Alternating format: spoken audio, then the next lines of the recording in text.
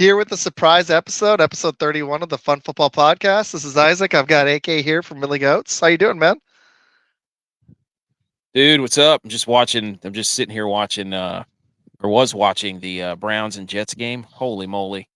Dude, laser What's light going on? show. The over under was dude, What's going on in that game? I've been hearing stuff on Twitter. Flacco could Joe Flacco could be the reason people win fantasy football championships. He has already got He's the reason I 296 lost. yards. 296 yards and 3 touchdowns, and it's just halftime. And I was talking to people today about like Sauce and the Jets D, and if you should start Cooper. And I last week it wasn't. There was another move I should have made instead. I'm kind of mad about it, but I started Mullins instead of Flacco, and he had 4 picks. That didn't go well. Yeah, that was probably the complete opposite. But I mean, look, man, that's fantasy football, right? Like That was tonight, just a tough decision because they were playing I- Detroit. It was like, man, what do you do with Yeah. that? You know, it and was Detroit like gives it up. They give it up through the air. that was my thought. I was like, they're playing Detroit. He's got Jefferson back. I didn't expect Hawkinson to get hurt or Addison, so I was thinking I was golden. So that was my only league. I actually like spent a lot of time podcasting this year. So 2 of my leagues I sucked pretty bad. I had Jefferson go down early in a league, and I was in an auction league, and I put all my money in him and Bijan, who has been decent but not outstanding. Right. So, and my quarterbacks was Jordan Love, who had a bad mid-season stretch. Yep. So that one sucked. And then my other league, I stashed Taylor and Cup, and then Cup has been, banged up all season. So Yep. Auction He's at draft's the way to go, folks. If you're not doing auction draft, you're doing fantasy football wrong. I actually like the auction, but they're finally going to a half PPR after me begging for 12 years. Finally, we're not doing a PPR anymore, which is I am very thankful for because I'm so tired of non PPR. It sucks. You need at least half PPR. 100%. Yeah. It's they actually just added the fractional points too for the first time. They'd had really updated scoring. Yeah. Which platform was this? On ESPN. It's one of my friends. Oh. I love the league, but I just hated the scoring system. They didn't want to change it. They liked it. So what are you gonna do? Change is tough whenever you're in a league for as long as it's been active. Exactly. I've been there since the beginning, won it 3 times, but the last couple of years have been, man, I was 4-10 this year. It sucked. So are you still alive in your fantasy leagues? I'm in 3 leagues, and I'm in a 3rd place game and 2 championships. Nice. There you go. I had CJ Stroud in both of the leagues, and I'm in the championship, and I put it back in lieu of Joe Flacco, and now I feel like a big dumb idiot. Well, here's the thing. The one league I was left in, my $100 league, I lost to my dad. I'm ticked. He wasn't feeling good. We were going to do a fantasy show, and I had CJ Stroud. So then I had a choice to start Geno, who I just couldn't do, or Nick Mullins or Flacco. But the really big mistake I made, I didn't plan to go on a fantasy tangent, but it's all right. Hey, that's all right. The big mistake I made is I freaking left Taysom Hill in. I made a poll about it on X. You've seen my polls. Yes. And then I freaking left him in, and I picked up Everett, or I had Tucker Kraft for the Packers. Taysom Hill posted a big old 0.2, and I lost by 6 points. Oh. It was a bummer. And if I'd started Flacco, I would have won by like 0.2 or 3. I would have won if I hadn't started Mullins. See, and people are like, why really, do you like really mad fantasy about football? And it's like, because that's the difference of championship and not championship. And this week, you'll probably score the most in the league. Oh, yeah. No, I had the highest scoring team. I was 11-3. My dad was 8-6, and he beat me. I hate that freaking shit. Last year, I lost in the Super Bowl because of another quarterback change. I had Gardner Minshew, or I had Brock. You're going to love this one. I had Brock Purdy. Yes. I can't remember which one I needed to start. I started the wrong dude last year. I lost by 4 points. I was pissed. You got to love that, man. You love that. That's like DraftKings. I'm watching we play DraftKings. That's kind of our thing. And I'm watching this game, and every play, it's like, yes. And then every play somebody you don't have, you're like, no. The whole game, you're going back and forth. And I was 0.47 off at halftime from the top score. I don't know where I'm at yet. Again, I haven't looked, but yeah, it's a lot of fun. Anyways, yeah, it's a good time, man. You want to talk Well, about being mad at fantasy football? Try DraftKings, where somebody takes a knee and you lose like lots of money because of it. I'm kind of thankful I'm in Texas because, like, I'm not going to lie to you, this is the third year, but I've gotten more into it because of the podcast this year. I'm getting messages about the show. That's one of my favorite things about doing it live is I like getting Yes. people in, but I hate Do it. Facebook. Yeah, I hate Facebook because of the settings. Let me message them. Yes, it's live. Let me make sure so my need to change some setting on my profile. Go ahead, dude. You're not. Look, man. I do this. We're figuring everything out as well as we do this sometimes. Oh yeah. You know, Like it's always a learning process. Yep, it's public. There we go. Okay. There we go. Let me go back to my stuff. Okay. So anyways, I'm in Texas where gambling isn't legal yet, although I think maybe it happens in a couple of years. But the pick'em, man, it's been a blast. We've won. So one of the reasons I decided to start the podcast, me and my buddy Bill, we do a pick'em. We've done it for 2 years, and we sucked at it the last 2 years. It's our third year, and we've actually done really good this season. Except for last week, we were freaking 8-8, and we've tumbled from like 20th out of 170 down to like 45th, and we were right there on the cusp of the money. Last week sucked. I was listening to the last episode. I was like, man, they took a tumble, but that's okay. Look, man, there's plenty of ball left. Plenty of ball. You just got to get bold. You got to get get leverage somehow. Your team kind of upset. It wouldn't have mattered anyways, but obviously we had the show and we had a Packer guy on who was telling us to pick the freaking Raiders, and I almost did it because I was like, I don't believe in this Chiefs team, but are the freaking Raiders going to go into Arrowhead and win? Their defense, and then they did. And then my dad was saying pick Baltimore. I was like, no, man, I can't pick them. San Fran's the hottest team in the league. They look great. Yes, but did you account for Seattle too? The underdog has won like 9 straight games on Monday Night Football. You know what? That is a stat I did see after, and I'm kind of sad I didn't look at it before because I was like, dang it, man. Like, are you picking them straight up or are you picking? Yeah, no, we're actually, no, it's straight up. It's not even against the spread. Okay. It's just straight up picks. It's a pick and pool. Literally just got to get them straight up. And you would think we could do better than like 63%, but the winner's only like 6 ahead of us. And we missed a few early in the season because we did the show and then I forgot to remind him to like, fix it later. But we've won a couple weeks. But no, it's just straight up. It's not against it's straight up picks. That's so good. Our favorite teams this season are Tennessee. They suck. They're a fun team to pick. Love them. Atlanta, great team. Pittsburgh, love them. And it's just been such a wildly up and down season. Like that alone is enough gambling for me because I'm like, man, it's just it's been really hard to pick teams this season. Yes, I mean that's the whole NFL. I mean that's the NFL. That's why people watch the parody. I mean, the game tonight was over/under was 34, and there were 51 points in the first half. And I'm not surprised because Flacco's just been on a tear, man. Yep. As good as Sauce Gardner is, the Jets have got some ballers on D, but he's been cooking like something special there. I'm starting to wonder if they're going to go on some kind of run in the playoffs. It's very possible. You know what's funny is I'm sitting here watching this game, and all my buddies in the group text like that from college that we played with, that we all played together. We played against Joe Flacco in the national championships. No way. In 2007 when he was playing at Delaware. He was That's great. He was the quarterback. I mean, we beat him. We beat the what out of him. But it was still funny because it's just like we're sitting here texting about Joe Flacco, and he's still playing football 16 years later in the NFL. And the fact that it was like that's got to be the craziest. Like I don't know if he's played enough games to get comeback player of the year, but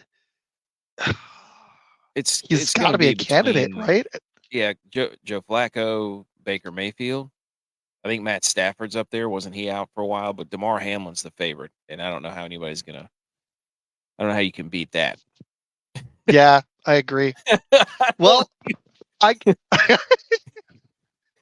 You it's don't want to be the guy who honestly, does beat that if you are the guy. oh yeah. This honestly, I really feel like there's been a lot of seasons. Okay, I'm only 35, but this feels like the season with maybe the most parity I've seen. Like it has Yeah. been so hard, and like the fact that Purdy was not just to talk San Fran, but he was the MVP favorite, and then now he's like fourth or fifth, and it was week 16. When was the last time a guy that was the MVP favorite dropped that drastically at the very end of the season? They're, It's been. I they're should have just followed fuel. your Monday night thing on that one. That They're was yeah. they're fu- they're fueling the fire, man. They're just they now you got two of us. They moved Tua way up and Tyreek up, and so they can play Lamar, and they get the MVP battle, and it's like, man, you know, I have a differing opinion on the MVP and especially Flacco and Lamar and things like that, where they want Lamar so badly to be the guy so that they can usher in the new era of quarterback, the mobility, the guys who can move and they're dynamic, and the Caleb Williams and all this stuff. And dude, like you sit there and you're like, oh, that's what the new quarterback is. And then you watch Joe Flacco come off the couch at 40 years old and just throw for 300 yards every game. You know what I'm saying? And it's like, is it the new quarterback style, or is it just maybe the guys who can sit there and just stand in the pocket and dish the ball out to all these playmakers that have him? I mean, right now the Browns are not really that much different than San Francisco, other than not having CMC. I mean, Njoku, Amari Yeah, Cooper's can you imagine good. if they had Nick Chubb? Yeah, If they had Nick Chubb, they'd be. Whoo, I had I him. mean, That was one of my losses. yeah, that's Yeah, brutal. man. That was a brutal injury, but he actually skated away not too bad, considering. Thought he completely Oh wrecked his yeah, entire leg, but still tragic. But again, it goes back to this. They want Lamar. You have to. They tell you this. Look above the stats. He's playing beyond the X's and O's, and I'm like, don't we can't be moving the goalposts. It's not to say he's not a great player and he's doing what he needs to do, right? I mean, I'm sure this is later in the show, but I digress. no. I like the MVP chat because like I don't believe in any world Tua should be more valuable than Hill. If you're just looking at Miami, I just don't see it like Yeah. at all. There's no world to me. Like Bill made a good point on my show last night. He was saying, if you took Tua away, what would the team be? I'm like, well, I think if you took Tyreek away, I think it actually might even be. I don't know how to measure it, but I think he's their best player. Mhm. I just wish it went to the best player. Like it's hard to quantify that, but I agree with you. I think they're trying to push this Lamar thing, Mhm. and the one thing I'll say this: the one thing I was impressed with though in the San Fran game was his movement. Like he was in the pocket and he was just moving just far enough away from pressure and making he. What I liked about it, they do have more weapons, but more of it was from the pocket, just with like 50% movement, which is usually fast enough for him to get away from somebody. Yeah. So I liked that, but his raw stats were nothing And that's the impressive at thing. all. It's like when you They watch the haven't game, been. right?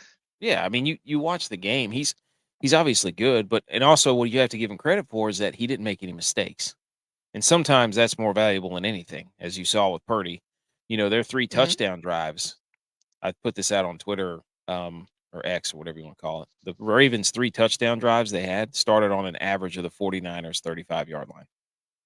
Yeah, yeah. So, and those are all That was the 3. nuts thing. like, like I was super sad. I'm using my dad's Direct TV stream, and there's some TV deal. You probably have heard about this. There's some TV deal that isn't. Um, they're not like allowing. I don't know. They haven't like closed a deal for like ABC. Um, yes, and I wasn't able to catch the game. I don't know why that's the case. Like I could have gone in the living room, but we're living with family, so I didn't want to wake anybody up. So that it sucked. But depends. That's a regional thing. I know where my parents were living, it was on they don't get CBS, but at a point in time, I wasn't getting NBC. It just depends on which region you are with the local broadcasting, whatever. Then DirecTV doesn't have the agreement with that certain TV yeah, region. So it could be NBC one place, it could be Fox, it could be CBS, whatever agreement they have with the local broadcasting. So yeah, that's happened to me. I had to watch a game on Nickelodeon because of that. the Chiefs and Raiders game, How which much was fun was pretty that? entertaining. They had the Yeah, dude, turtles on there. honestly, with the slime and everything. Yeah. Yeah. Santa was flying around in a So I missed the jetpack. game. So I had to read all about it and watch the highlights, which I freaking hate doing when I really want to watch a game. So I had to like look at a bunch, but it was the game of the week, and I wanted to talk about it, so I had to look at a bunch of information. The one thing that, and I was gonna, it's in one of my questions. What did you make? It seemed like to me the thing that scared me for the 49ers was the only thing that I took away that scared me because I felt like if they played again, it'd be a closer game. But do you think it's a pressure thing with Purdy? Because this happened.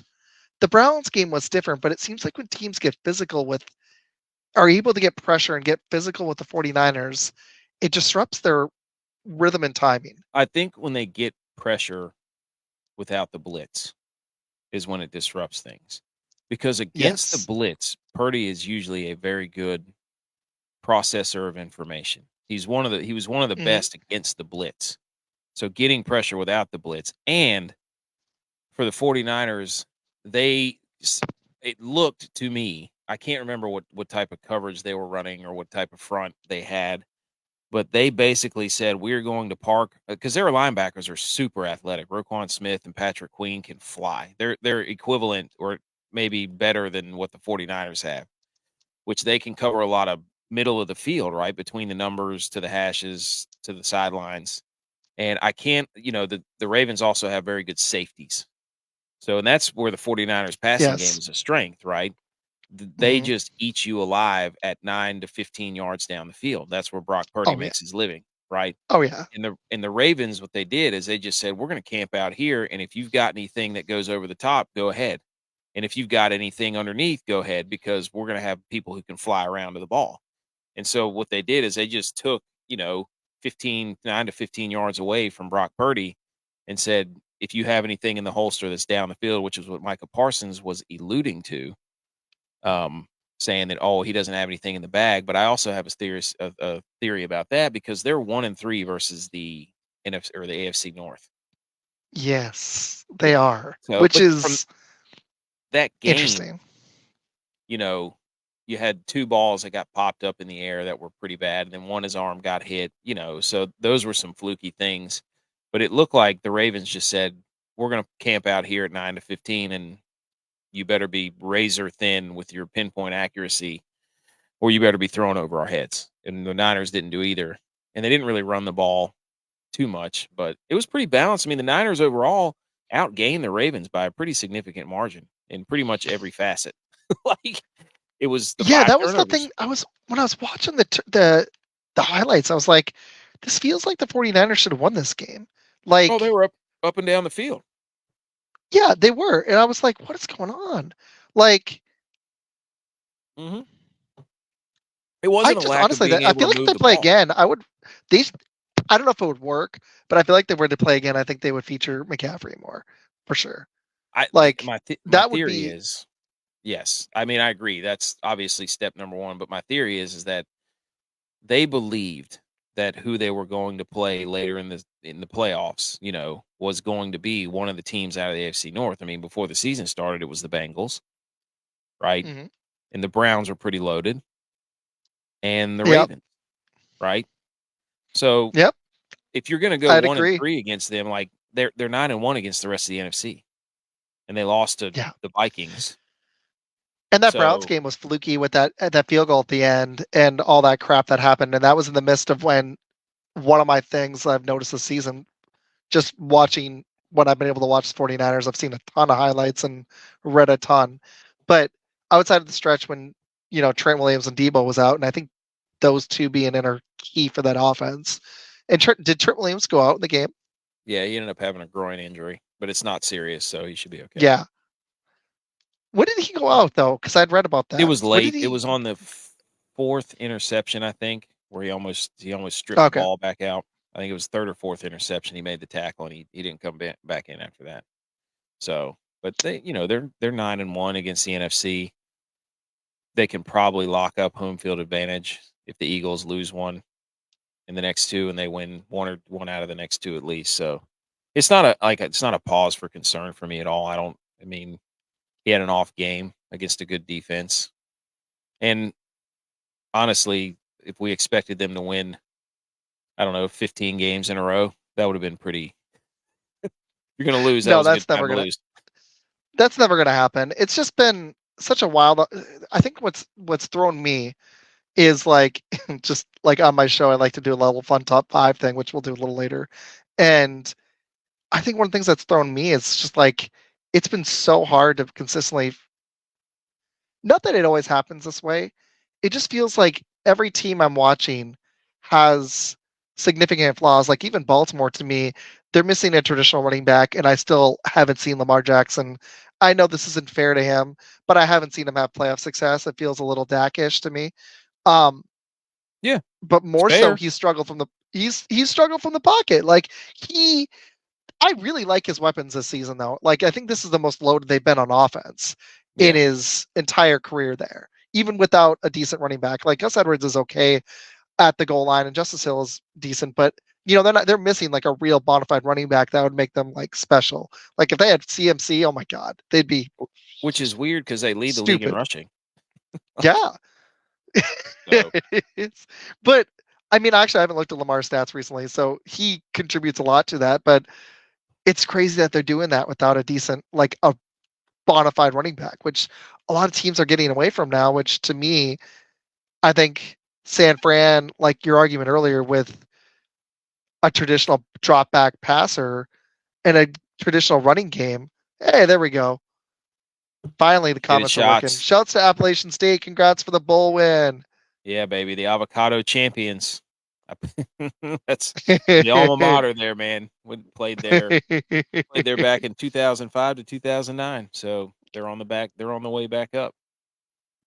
So that's awesome, man. What position were you? So I went there to punt, and then I ended up playing safety, and then I ended up playing quarterback, and then I ended up playing a little bit of special teams. Very cool. I didn't ever start at quarterback or safety, but I got moved from just being a punter to playing these other positions. The coach told me to go to all these other meetings, so I was a quarterback in high school. Very cool.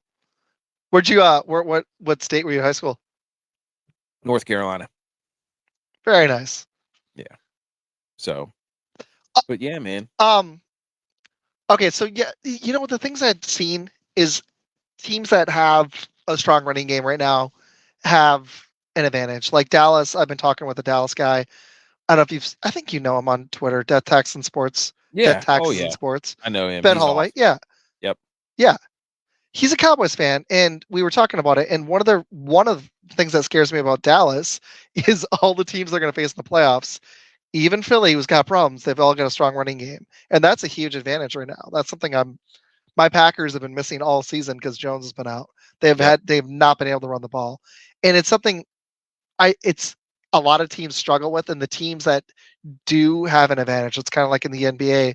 If you've got a center, and they have to be different now, but if you have a center, you probably got a leg up on the competition. Yeah, if you've got a center, things still work. Who can play away from the basket a little bit, that creates a lot of problems.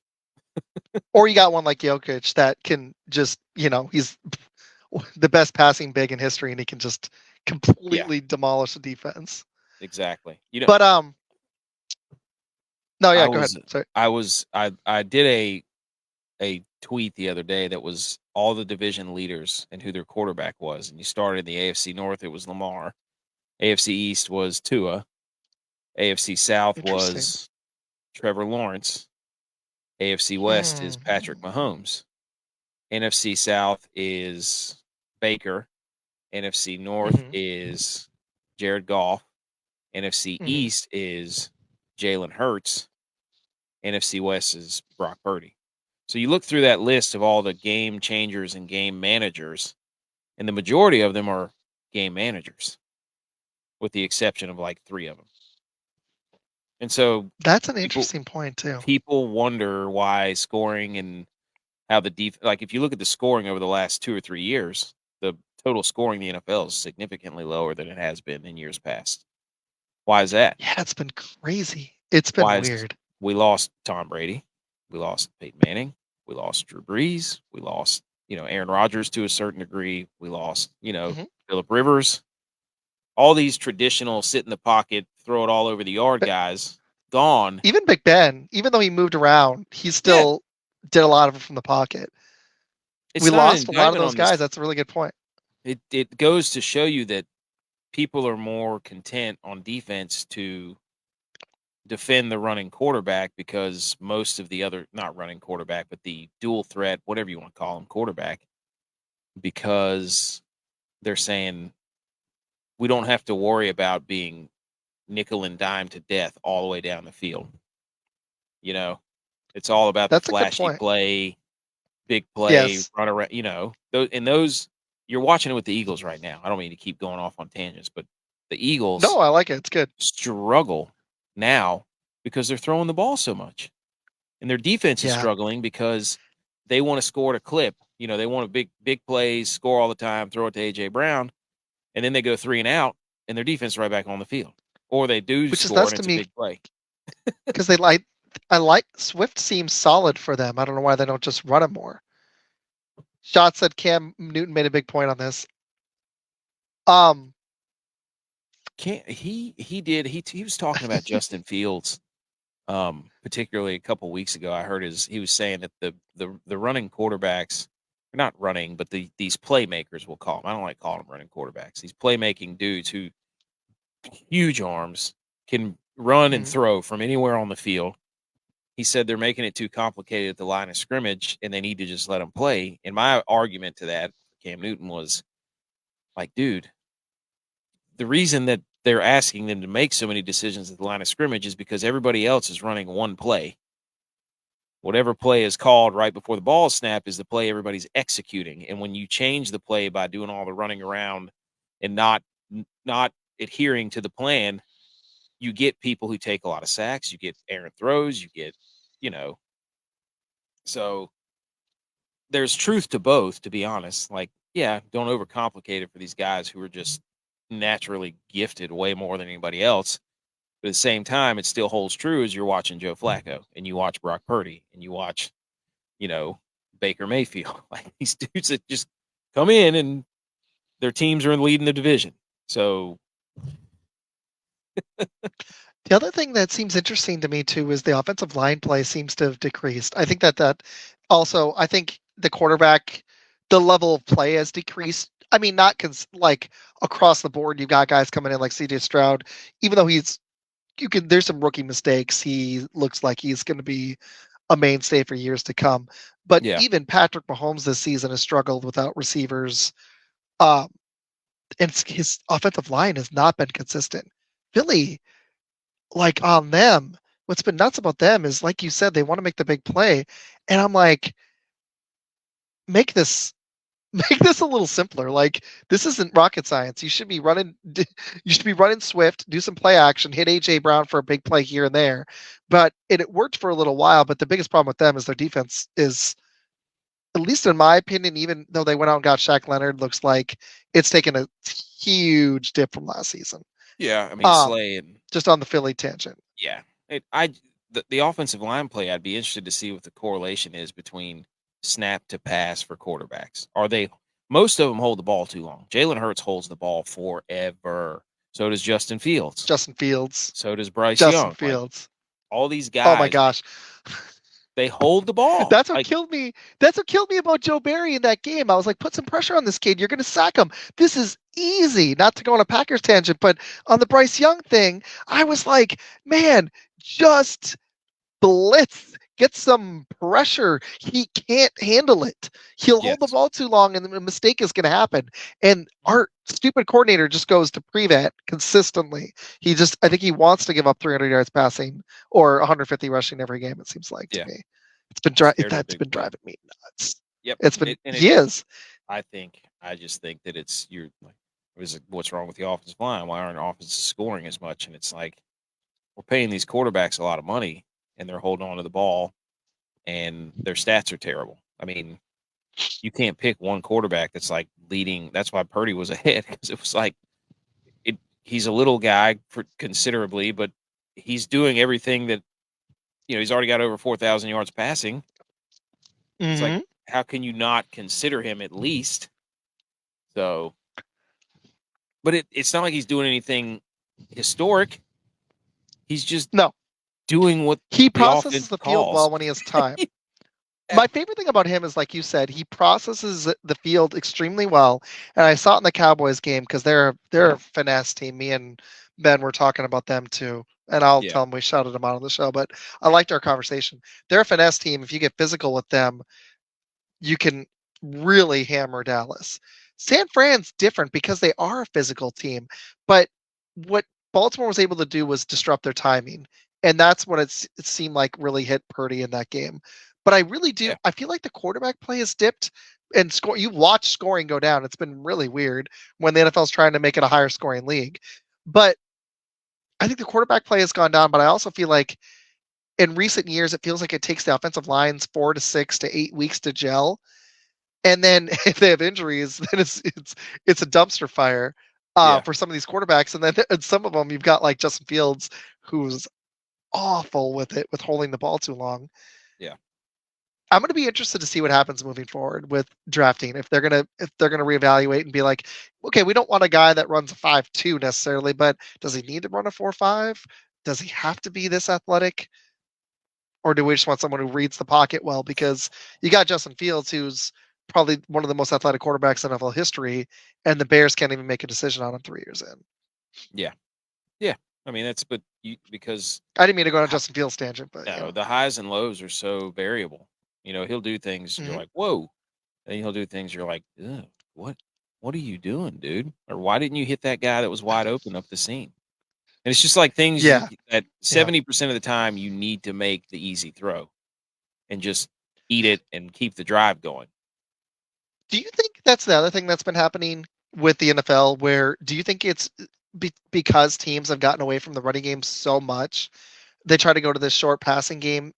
Maybe that's hurting them too a little bit because they're just going to screen passes. I mean, like honestly, I wish the Packers actually did a little bit more of this, but they do a bunch of jet sweeps. Shots has got a point in a second. Um, he's really good. He was on the show last week. Um, it seems like they want to like complete little 5 yard passes almost to some of the offenses to too much of an extent. Yeah, I Like think I'm they like, just I almost just wish you'd run the ball and set up some play action. I think it'd help the quarterback more. yeah, I think all that is an extension of the running game. You're just moving the Yeah, running game from interior to, perimeter. short passing. That's Yeah. all it is. It's just get them out in space, get the ball out, hope you get, 5 or 7 yards a clip. There's more space, there's less people, but the problem is defenses are catching up to that and they're drafting linebackers Mm-hmm. like Roquan Smith, like Fred Warner with all this speed that Patrick can Queen, they can eat that Greenlaw. up. Yeah. So it's always an ever changing league. I think it was hot for a little bit, and then now it'll come back to probably pound the rock. But yeah, this point here from shots. I like it. I think with the Justin Fields, a Kyler Murray, or Lamar Jackson, I completely agree. If you draft a scrambling quarterback, you'd let him play that game. Um, you can't expect to have a quarterback come in averaging less than 30 passes per game. Trubisky to a point hurts, and expect them to throw 40 to 50. Do you think that may be a problem they have in today's NFL? For me, I think it's That's interesting. these guys come in. Um, they come in, Mm-hmm. they run and set the world on fire because nobody knows how to defend them. Now they were getting enough of these guys on tape, Josh Allen to a certain extent as well. Johnny Mm-hmm. Manziel. They get enough of these guys on tape that they know what their tendencies are. Um, you can let them play that game, but if you ask any defensive coordinator, I bet you they'd want them to play that game. But the problem is they come in and they say I'm more than just a running threat, and these guys themselves put the onus on themselves to say I'm going to develop from the pocket, and so they spend an entire offseason doing things to develop throwing from the pocket, and then they get to the next year, and you're seeing with Justin Fields, seeing with Hurts, they want to stand back there, they hold the ball, and you can see it in their feet, like they're just like, okay, the clock's ticking, I gotta go, like. So I think if they want to completely commit to that, like Cam Newton did, like Cam Newton did, and he was dominant for a few years. But again, it only got you so far because at the end of the day, you needed to be able to make those timely throws, the quick and easy completions. And you saw it some with Lamar the other night. There was a few, that game could have been way out of hand, dude. He missed so many open Oh, receivers in that game where they could have extended drives and just buried him, but he missed the throws. which is interesting because then to me, like, what are these guys going to be in their 30s? I mean, you saw Cam Newton. He's not in the league anymore. Not that Yeah. he's, he's 35 now, but he was pretty much done when he was, even though he had a decent season with New England rushing the ball, he wasn't able to keep it going. And I don't know. Yeah, You I'm just have to still question accept. Lamar. Like on the Lamar point, I really still question what he's going to be able to do in the playoffs because against a Cleveland's defense doesn't travel quite as well on the road. But if they show up that day, or potentially a Buffalo, I wonder if he's going to be able to get it done because they're going to have a whole week to game plan for him. Mhm. And when you get these elite defensive coordinators, they get enough tape, like you said, they can figure this out. And the problem with these running quarterbacks too is once they start aging out, like Lamar's only 26, 27. Once they start aging out, what do you have left? Mhm. I mean, it's a good point. It's a good question. And thing is, like, a lot of this is RPO, quick option, but most of these quarterbacks love their tight ends. Look at Kyler Murray. He's just force feeding Trey McBride. Look at Jalen Hurts. He force feeds Dallas Goddard when he's playing. Lamar Jackson Hmm. loves his tight ends. Like, I think that's what hurt Philly. Goddard was out. Did you notice how bad their offense was? Now, what scares me about Philly is they look like I mean, against the Giants of all teams, they started to get together on offense, but they still couldn't put them away. There's something really, really missing with Philly culture wise. It seems like I don't know if it's Sirianni or what it is. Like I've been hearing rumors, and I'm just like, what? I can't tell. Just something looks like body language just looks off with that team. Like I listened to Bill Simmons, he was like, body language doctor, something seems wrong. And I'm like, something seemed wrong with them all season. He got on the Chiefs too, which is a yeah, whole nother story. But even with, you have Patrick Mahomes with a questionable offensive line, and that dude against the Raiders, I didn't mean to go on this tangent, but if you watch that Raiders do it. game to me, that one I watched all the way through, the pressure, they pushed that line back, and Max Crosby was just chasing him. I saw a stat that he was chased for he ran for over 1,000 yards. And what they get? They had 14 points. But Kelsey doesn't look the same, so that's a No. huge loss because he looks either banged up or he's lost a whole step from last year. So you're missing an elite receiving threat. Their other receivers are trash. But even with Mahomes in that game, to me, he was missing open guys because he was feeling the pressure. That's crazy when it's Mahomes because people don't tend to question him. And he is having a down season. Their offensive line, though, to me, is really hurting them. And in that game, I actually blame the receivers less than I blame Mahomes because there was a lot of plays guys were open, even Kelsey, and he was just missing them. I was like, Mm.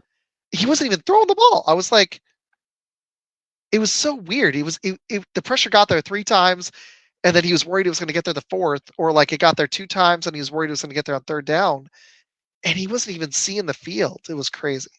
Didn't mean to go on Yeah. a Mahomes No, tangent, but I mean, he's at Texas Tech. That's if you look at his stats at Texas Tech, I mean, that's when he didn't have talent around him. Go back and look at his stats. not as good. I don't know. That's what If you Shots ever is watched saying. him at Texas. I don't know if you ever watched him at No, Texas Tech. I need to watch more college, but I've been trying not to drive, not to go on another tangent, but trying to not drive my wife totally nuts with football. Like I've literally talked to her about it less the last few days because Yeah. I'm, as you can tell, I have a lot of energy. So I'm not usually going this late, but No. she, But I, I'm like, if I can watch football 1 day a week and occasionally two, that's a win. 3 on Saturdays might be a bit much. So yeah, yeah, I get the Sundays usually the days I pick, and then if App State's playing, I'll watch them. But usually the Saturday games have kind of gone by the wayside unless it's late at night, like a 7 or 8 o'clock game, and my kids are getting ready to go to bed. I'll watch yeah. those. When you But got kids, it's impossible. She's my stepdaughter, so she goes with dad sometimes. yeah, And we live with family, so they take her too. But still, during the day, Even on Sundays, sometimes it's tough. But my wife does like watching football too. So, Oh, good. That's good. Shots made a good point. The Yeah, contracts. no, she does, but I've overloaded her. Yeah, that's a huge point. Yeah. Wiley and Orlando Brown were huge losses in the offseason. And I like this point, except I do like Likely. He talked about Mark Andrews was a security blanket. That was actually, if you watch Baltimore right after Mark Andrews went down, they looked different. And I was concerned about it, but Likely has stepped up. So I'm curious what's going to happen there. It's like he said, these guys take the massive contracts, and then everybody, they're like, well, they don't have any talent around them. And it's like, yeah, that's why you're getting paid the massive contract, because you're supposed to elevate the talent around you. Like, well, you that brings up another point. Do you think they should get paid as much as they do? Because I'm like, then it does take away. I don't. 30. I think 30 mil should be the max. Tom Brady made a 50 living. mil. I mean, Tom Brady. I mean, it just came out today. Dak's going to get 55 to 60 million as an extension. And what's Dallas going to do? Are they going to even make a conference championship? No. What are you paying him for? For what? You're paying him to be a front runner and beat up on bad teams and occasionally have a good game against a good team. That's what you're paying him for. You're paying him to be a wild card team, a divisional team at best. That's all you're going to be. And I like him. He's actually looked better this season. But what scared me in that Buffalo game, what I saw, it's okay. You know what? I like tangent episodes. This is fun for me. Way to reward the turnover machine. Yeah. In that Buffalo game, the way he no-showed was against Buffalo, and I think I figured it out with Dallas, especially the last couple seasons. When you get physical with them on the road and punch them right in the mouth, they don't have any answers on defense because you can just take Micah Parsons away if you can run the ball. And me and Ben were talking about that. You just run it right at Micah Parsons. Yep. And that dude, if he wants to become a transcendent, even though he probably is transcendent because of his pass rush ability, but if he really wants to be remembered like as one of the best players of all time, he's going to have to get better against the run. He's weak against the run. Yep. But not just him, the whole team is soft. And then Dak just vanishes against elite defenses, and Buffalo just got physical with the receivers, and he had nowhere to go. They didn't have an answer as a team. No, it's kind of sad for how talented they are. I was watching highlights, and he just misses the easy throws on the road, which the ones he normally he gets rattled, and it feels like, especially if they get behind, that he has to push, and he just doesn't take what is given to him more often on the road, and that's his problem. And the Dallas linebackers are super, and I mean super undersized. They're basically safeties. Oh yeah, playing in the middle linebacker. So that's they're trying to play fast, and I like it, but they're getting bullied against these physical teams, man. Yeah. Oh yeah. They're getting bullied against physical teams, and it's sad because I live in Texas, so I have to hear about the stupid Cowboys all the time. I'm a teacher. I don't know if you knew this. So I hear about it at work all the time. And I'm so tired of my ex-wife was a Cowboys fan, her family. My wife now, I love it. My second wife, she hates the Cowboys. And I'm like, yes, we are on board. Thank you. She actually likes the teams that are the Cowboys rivals. She likes the Giants. Yes. She likes the Eagles. And she likes San Fran, because she hates it. She wants any team that's going to beat the Cowboys. She hates them. I can we have two guys on our show that are Cowboys fans, and they're insufferable. It must be so much fun. Like after San Fran just destroyed them. Oh, it was phenomenal. And then the other guy on our show is a Bills fan. So the 49ers destroyed the Cowboys, and then the Bills destroyed the Cowboys. And my brother Tex came up with a list on how the Cowboys didn't lose. They actually won the game if you look at the stats, and he gave this whole long soliloquy of how the Cowboys are still fine. So no, they're not. I honestly think now, and I didn't know if I would have thought this 2 weeks ago. I don't think I'd bet on it, but I wouldn't be absolutely shocked if they actually lost to Tampa the way they're playing. Oh no. I heard you on the show. I would still lean Dallas in that one game, but I wouldn't be surprised the way Baker's playing. He wants a contract. It's a road game. The problem is they can't run the ball, but Rachaad White is such a weapon because I had him in fantasy. He was my good team. Ooh, Shots brought up a good point. We're going to get to it in a second. I think McCarthy will get fired if they lose in the wild card. Actually, yes, especially on the road against Tampa. Jerry may not have the balls, but I think he should. I don't know. I don't know if he'll get fired. Should I don't he? know if he has Probably, I but don't know if he has it. I don't know. Jerry I doesn't don't know if like to look. Jerry has the will to do it. He doesn't No, like to look wrong, so no. he backed McCarthy, and if he fires McCarthy, then he's going to look like an idiot, and that's not Jerry's style. And who's he going to hire? Here's Dan the problem Quinn. with Jerry. Who is he going to hire that's going to hold the team accountable and actually go for a Super Bowl? Because unfortunately, it's not just quarterback. There are so many positions that are important, but it is really hard to get to a Super Bowl and win if you don't have a competent coach. So, who is he Yeah, going to get that's actually, even though McCarthy has issues with, in my opinion, as a Packers fan, because I watched him for years in preparation, that was where I think he struggles. He really struggles with clock management. He's been a little bit better this year, but yes. it's still a struggle for him. Who are they going to get that's actually going to make him better? I don't know, and they still can't perform in the red zone. No, Like they can't. 3 things you They need to can't run the be ball. really good at when you're trying to win games, especially in the playoffs, or late half into game management, Mm-hmm. red zone. You need to be Mm-hmm. good with those 2 things at least. And then you've got to be able to call timely plays. Like those 3 things are where the good coaches get separated from the bad coaches. So, And they've got so many weapons. Like if I was Madden in this, I don't know if it would work, but I would bring CeeDee Lamb in the backfield. I'd make Pollard more of a weapon. I would scare teams, and I would have Lamb in motion consistently. And I think the offense is better when you feed him. But if the defense takes it away, I would bring him in the backfield. I don't know if I'd run him very often, but I'd have him and Pollard in the backfield and shotgun, and I'd be trying to scare the. I think that would scare the defense a little bit more. Open up the middle for Ferguson, and they've got to get something going in the running game. And yeah. really, truthfully, Pollard is disappointed this season. He's better when he's the kind of like, I hate the thunder and lightning thing, but he's better when the defense is already softened to go in I and make an explosive play. I do Last give season, him a at least. pass. I do give him a pass because he's coming back from an Okay. injury. That's true. That was a gnarly one, too. That really was. Yes, it was against the Niners, and I have a rule in fantasy football, not to go back to fantasy football. I do not draft players who are coming off. And this is what I do for a living. Like I'm a physical therapist. So Oh, okay. so I people who have ACL surgeries or major fractures or things like that, I tend to stay away from them in fantasy drafts until year 2. I That's a want fair them point. I The, want them the, a full year out. Look at Brees. so, mm-hmm. Like Brees Hall Brees has been Hall, shockingly good, yes. but it took a few Brees, games. He actually he's an killed me in exception. fantasy. He's an He is. exception. He had 43 points. He's the reason I lost last week. He was the bust out game. I was so pissed. Yeah. But Brees Hall is the exception. It doesn't happen very often. Even at quarterback, I question if Aaron Rodgers is going to come back and be legitimate next year. At quarterback, it can still affect you, and he's 40.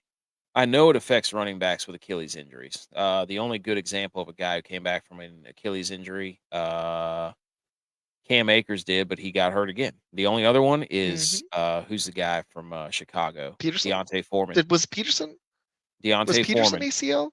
He was ACL. There's been Brees Hall and Adrian Peterson have been the ones that have like come back from an ACL and been really like haven't missed a beat. Even Javonte Williams last year or early in this year, like they don't look the same. So who was the other one you said? Deontay, was it Foreman or who was it? Deontay Foreman blew his Achilles out last couple. No, it was like 2 or 3 years ago. Ah, that's right. He was in Tennessee. He blew his Achilles out, and he's been one of the only backs that's come back from an Achilles injury that's been rounded into whatever form he was in. So, Shot said Frank Smith OC for the Dolphins. That might work actually. They need someone that's going to be that's going to hold the team accountable when guys suck. When not to just be in layman terms, but like when they suck on the road. Is he gonna let him up, get into him? Is he gonna get in their grill? You need a running game on the road. Period. They do, and they don't have it. You have and to be able Downell's to okay. control. He's decent. Yeah. But they're missing that. Even though Zeke was slowing down, they're missing that short yardage guy. They don't have him.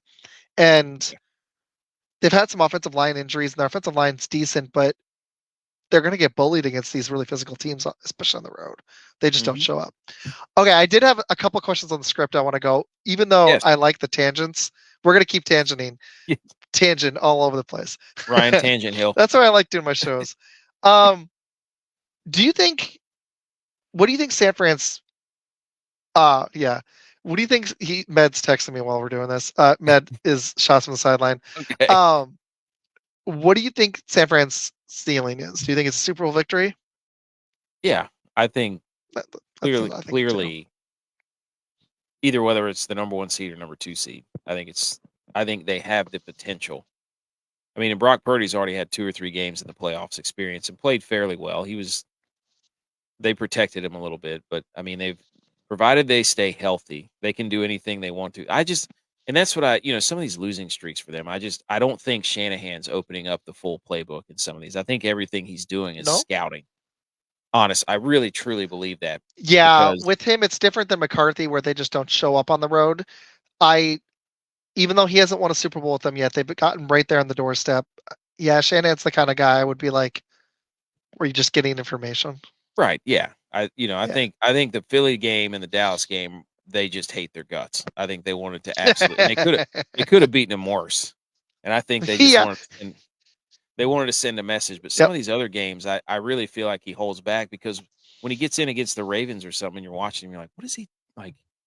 What is going on with some of these play calling? We didn't really run the ball, even though McCaffrey seemed to be running the ball well. I just think he was holding back and was trying to get by with a very vanilla game plan in case there's now that might be fluky and consider him arrogant to think that way, but I think he's too cerebral to not believe there's some truth to that. And I just The, they added a I think defensive lineman Baltimore's. from what is his name? Sebastian Day. Yeah. They added him Yeah. to the list. Like, okay, like you're not gonna find a team with more bona fide studs than the 49ers. It would just take a fluke for them to, 5 interception game for them to lose a game. Yeah, I think it's Baltimore's recipe, but I don't think that one would happen again. I think I'd actually need to see a different team with a guy that can actually like. I'm gonna throw a shocker at you. Stafford. I don't know about with their running game. No, I don't see an NFC team beating them.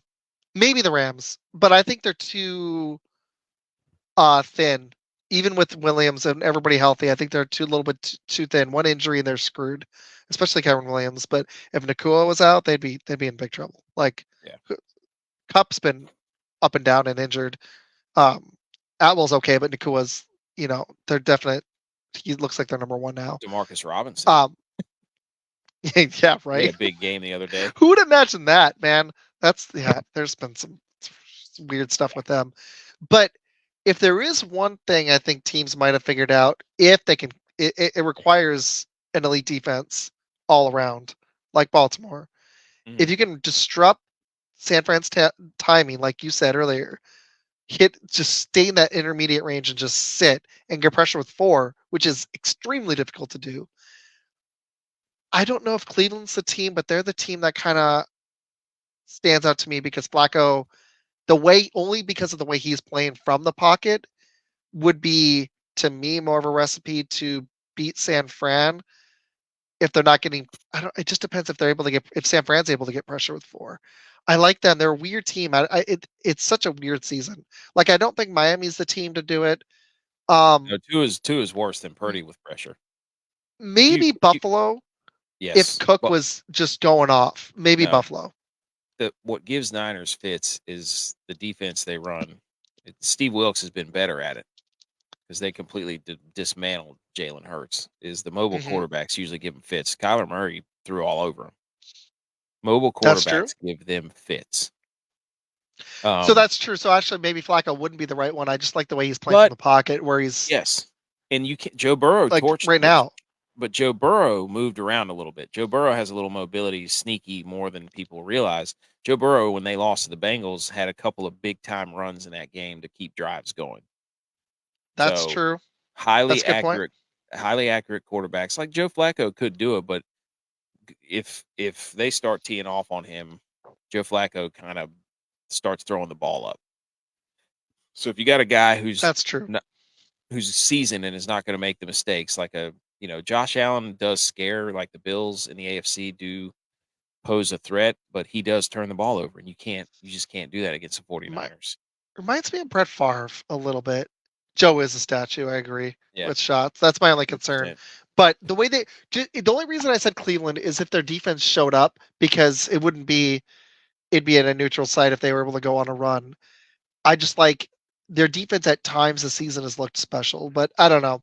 Um, the problem I have with Allen, as talented as this guy is, man, like freaking just turns the ball over so he just kills them when he does it too. Yeah. But if they can run Cook and eliminate how many times he's thrown the ball a game, I mean, they did that against Dallas and they just took the ball out of his hands and they didn't even need it. So I don't Buffalo know if can that get would be bullied. to. I don't know if you'd want to just try to run all over San Fran, but if you're able to do it, there would be a recipe possibly. I don't know. What do you think is the floor for San Fran? Do you think they?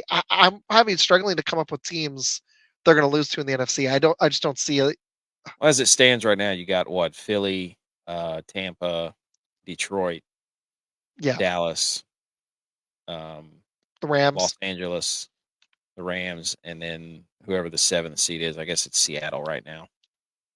I Yeah, mean, it'll they've already probably either be them or Minnesota or Green Bay. Probably, yeah, maybe Atlanta. and I I don't think New just Orleans makes it. So it would one of it those would teams. take a tragic performance by Brock Purdy to turn the ball over multiple times for them to lose any. I think at least they're gonna get to the NFC Championship at least.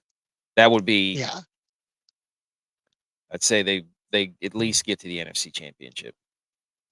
I Just would have to take Dallas figuring their crap out on the road and being pissed off enough and doing somebody something who that I just don't think they can do. I don't think they. I don't think they can to San Fran. San Fran has their number. They're in their head. They're in the fans' heads, even in Cowboys oh fans' yeah. heads. Hmm. Like they live there rent free in Cowboys fans' heads. It's great. I love You it. need somebody who's very patient at Hmm. quarterback. Matt Stafford is that guy. Stafford, Baker Stafford, because Mayfield's I a don't little. trust Baker. He's Is Baker erratic. going to go on a deep playoff run? Like I don't. that's my thing. Like I could see the Bucks winning one. It would. I would. It would be fun. That would be cool. Oh yeah, I it'd be mean, fun. like after the Cleveland and everybody had given up on him, and he just goes out there and starts winning in Tampa, pick up right where they left off. Like, Oh yeah, that'd be great. the I Lions. can't see Detroit. I know What do you they think? under golf is awful under pressure. Awful. Oh man, again that package. Did you just watch that Thanksgiving game against Green Bay? That was a Yeah. great one because that showed you what happens when. I was impressed with the way he rebounded the rest of the game and Hmm. handled it a little bit better. But that showed you the mistakes he can make that are game changing And that's not in the even on first the road, quarter. right? That was Yeah, in Detroit, correct? Yeah, that was in Detroit. that was in Detroit, and Yeah. we did that on the road. And we've Green Bay has sucked on the road, but Detroit has also sucked on Thanksgiving. Yes, So especially with a waxing gibbous moon. They've never won a game when there's a waxing gibbous moon on Thanksgiving. wow, interesting. I'm I'd not not kidding. heard I'm that not kidding. You stat. can look that up. I need to look up some of these random stats, man. I love it. I've heard some of your other stuff on other shows. This is fun. Hey, if Pete Carroll has a hat on, bet the Seahawks. Do it. They're 3-0 in He needs hats to wear right a hat more often then. now. You can only do it so often, right? You can't you Well, can't. you made a good point. The quarterback thing earlier, the tangent again with Gino. Like, is he their answer? Russell Wilson just got benched, and he was decent with Seattle, but he Seattle fans know this. You'd get some great plays, and you get some really moronic stuff and some Yeah, bad games, kind of like Drew Brees later in his career would do, where he'd have these weird 5 interception games after like 3 or 4 consecutive 300-yard, 2, 3 yeah. TD games, and then he'd have this one game where he would just like fall apart like Purdy just did. It was just the weirdest thing. But yeah, the quarterback play, I'm going to be curious if there's a shift moving forward with that. But you got to wonder, you got to wonder with Pete Carroll if what he's thinking with the Seattle team, because they've got bona fide weapons all over the place for him to throw the ball to. And all you need is Gino to be decent. And he is just regressed this season. I wasn't even able to play him in my fantasy playoffs in Oh an no. okay matchup. I couldn't do it. Pete Carroll wants to run the football and play defense. That's what Pete Carroll Yeah, does. he's got the So worst running game, unfortunately. and he can't. He just can't buy into this. Air it out. I mean, they got weapons on the perimeter all over the place. So They just can't figure out how to utilize them effectively. So, No. and hey, that's fine with me. I hate the Seahawks. So, No, yeah, no, I figured you did. Before you all got McCaffrey, they had your number, so I get it. yes. There's only a couple we've done. This has been fun, and I like our tangents, so Oh, I this has love been it, good. man. Um, I think you answered my question, but I'm curious. Would you want the? I personally would say yes, but would you want? And Shots has got a point on Gino in a second. Would you want the 49ers in a year or so? Because I think it's probably a 4-year deal because he was late in the draft Yeah. to offer Purdy a long-term deal, Yeah. team-friendly I mean, one. I like the way I don't, he seems like a Tom Brady type of guy who's more team oriented. I don't know. I mean, I'm sure he's going to watch all these other quarterbacks who take the bag. And then, of course, playing in California, he's probably going to have to take the bag. Oh yeah, the house is out there. His house is probably going to be. His house is probably more than his contract right now. Yeah. I mean, So at least it's an annual contract. I'd love to make $1 million a year. That'd be it would great. be, it would be nice to have, if he would, and you can't blame him for wanting to take money, but if he would take a deal that was allow them to keep doing what they're doing. I mean, I always look at every single one when everybody gets in that situation. And it's like, this is going to tell me a lot about you. Do you want to win or do you want the money? And if you want the money, I don't blame you. But Yeah, like if you Dak. want to, Do you want yeah, 60 mil and to never win a Super Bowl? Because if you took 30, there's a chance. I don't know if I haven't seen it yet in the playoffs, but there's a chance if you took 30 instead of 60 with the salary cap going up, the Cowboys actually might maybe be able to continue to build a team around you that could break through. Maybe. yeah. I don't So think so, but it gives you a better chance. he is Brock Purdy is and I've watched him since Iowa State. I mean, just watching a lot of college football. Not that I watched him in particular, but I watched a lot of his games. He's a bona fide leader, and he elevates everybody around him. And he did it at Iowa State. People forget at Iowa State they were abysmal, and he came in as a freshman and took over, and made them a top 15 team every year. And when he left, now they stink again. They're not too bad, but they're not what they were. They're not ranked anymore. They're not competing for the Big 12. So it's like he's a guy that, for whatever reason, can galvanize the troops, and he does it Mm-hmm. just through making the right plays, Mm-hmm. trusting in the guys around him. He had some players that, I mean, I think Brees Hall might have been with him at Iowa State. He had Alan Lazard was there with him at Iowa State. Alan Lazard was there with him. There was That's another interesting. big, there was I bet another big, Lazard was actually pretty good in college because he's a big target. I bet yeah. he was solid in the. I mean, he was solid in the red zone So you in could the say that Brock Purdy made NFL Alan even. Lazard. Hey, So as a he did Packers fan, I've watched a lot of Alan Lazard as our second receiver, and it pissed me off so much because exactly. I'm like, if we could get a guy who could run, like I almost wonder if I could run as fast as Alan Lazard at my age. Like He the had guy great can't stats. move, He had huh? great stats in college with Purdy. Yeah, So and he he's was like, actually a decent red zone target for Rodgers, but yeah, as the number one or number two on a team, the Jets, when they handed him that contract, I was like, you guys have fun because what you're doing is the same thing the Packers did on a Packer tangent, where you're just bringing all Favre's buddy or Favre, Favre. That tells you what I think. All might of as Rodgers' well. buddies, and how's that going to work out? Randall Cobb is washed. He can make some occasional plays, but I mean, you're only paying him 2 or 3 mil, so it's not a huge deal. But you're giving Lazard 11 mil a year. Good luck with that one. And that's their second best receiver. Now, the good thing for the Jets, if they had a decent quarterback, is they've got Brees Hall, who's ridiculous at Yep. running back, and you've got Garrett Wilson. But it presents the same problem the Packers had when they had Aaron Jones and Devontae Adams. You watch, San Fran in that game, they just blanketed Devontae, and the only plays we made in that game on offense, Rodgers really made me mad that game. A couple of passes to Aaron Jones, we weren't able to do anything on offense that whole game. Yep. Like San Fran was more physical the whole game, and we weren't able to get anything going because in the playoffs, if you only have one threat at receiver, you can just double team them and it's over. One of my good friends is a Packers fan. It, And it's been every soul year, crushing watching the playoffs last decade. every year in the playoffs, including was it last year?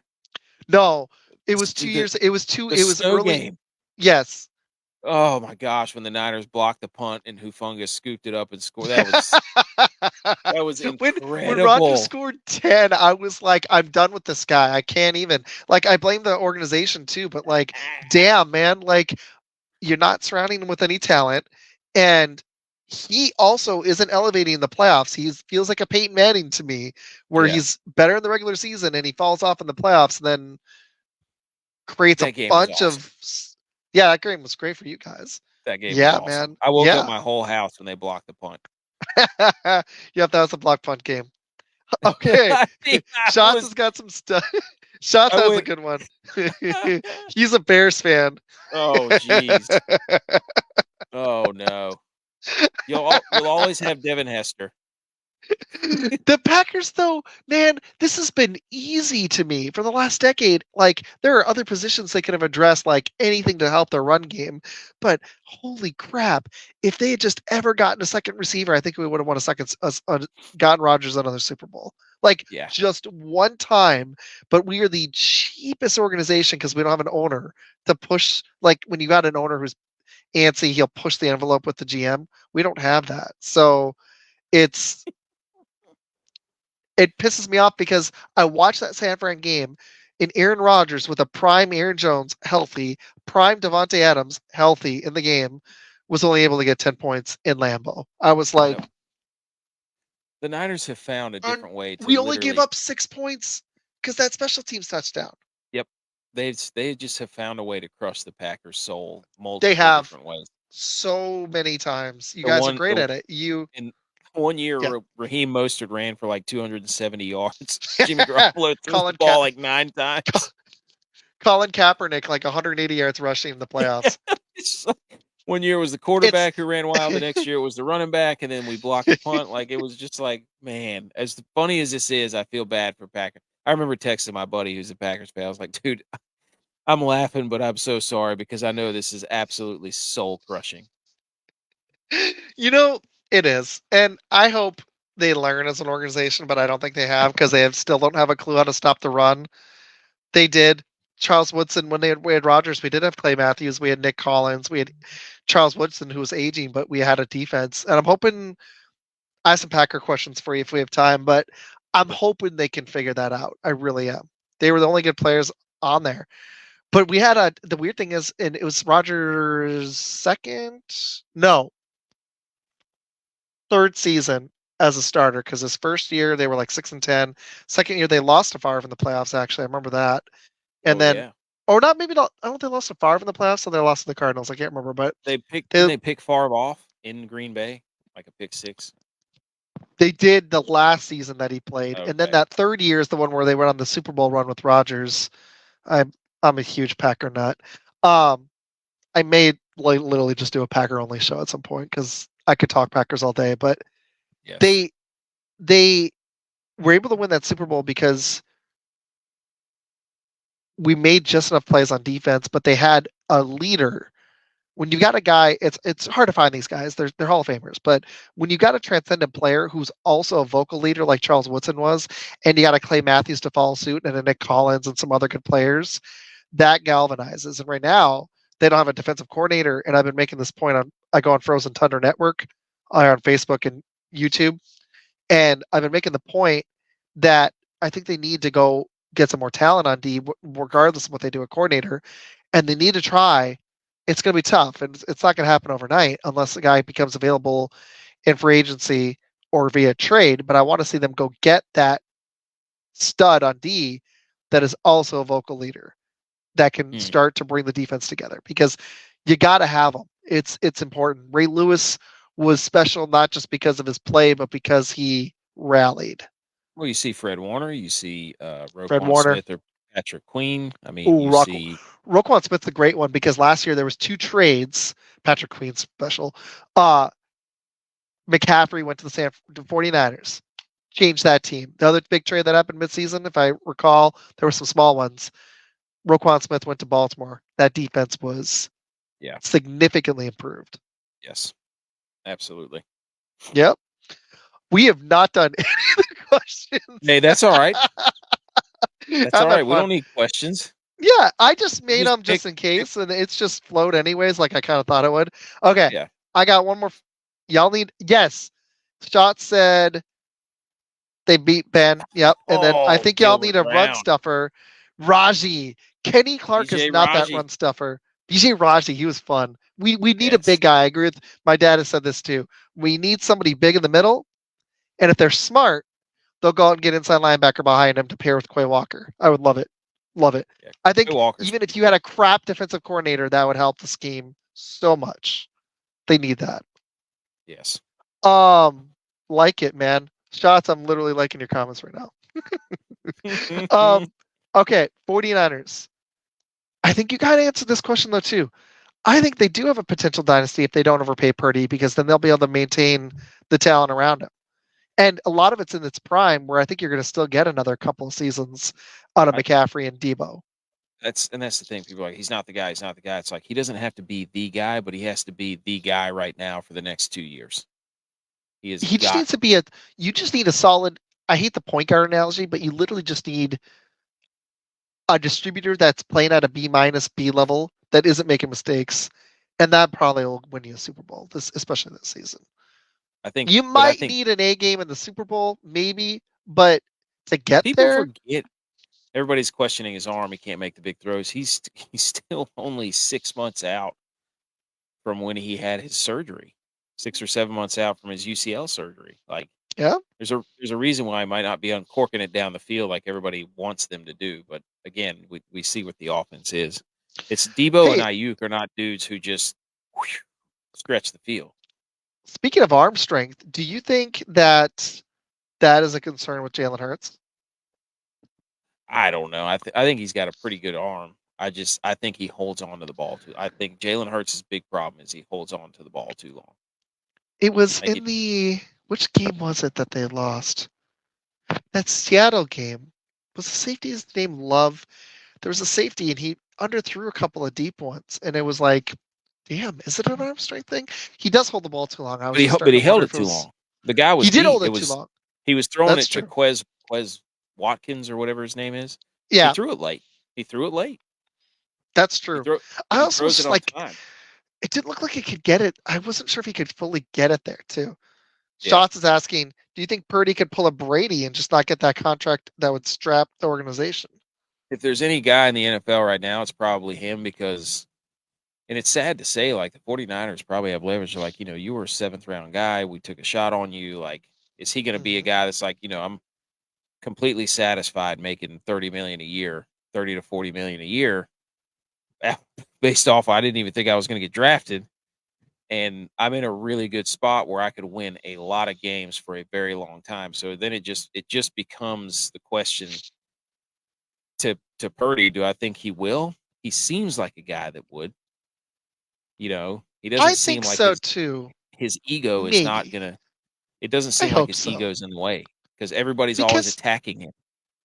Yeah, and like the other problem is when you pay these guys these huge contracts, it doesn't only cripple what you can do that season, but if you make a mistake like Denver did with Russell Wilson, not that, I mean, he had a decent season, honestly, if you look at his raw stats, but I think he looked a little better this season, but he's not a guy I'd want to hitch my wagon to.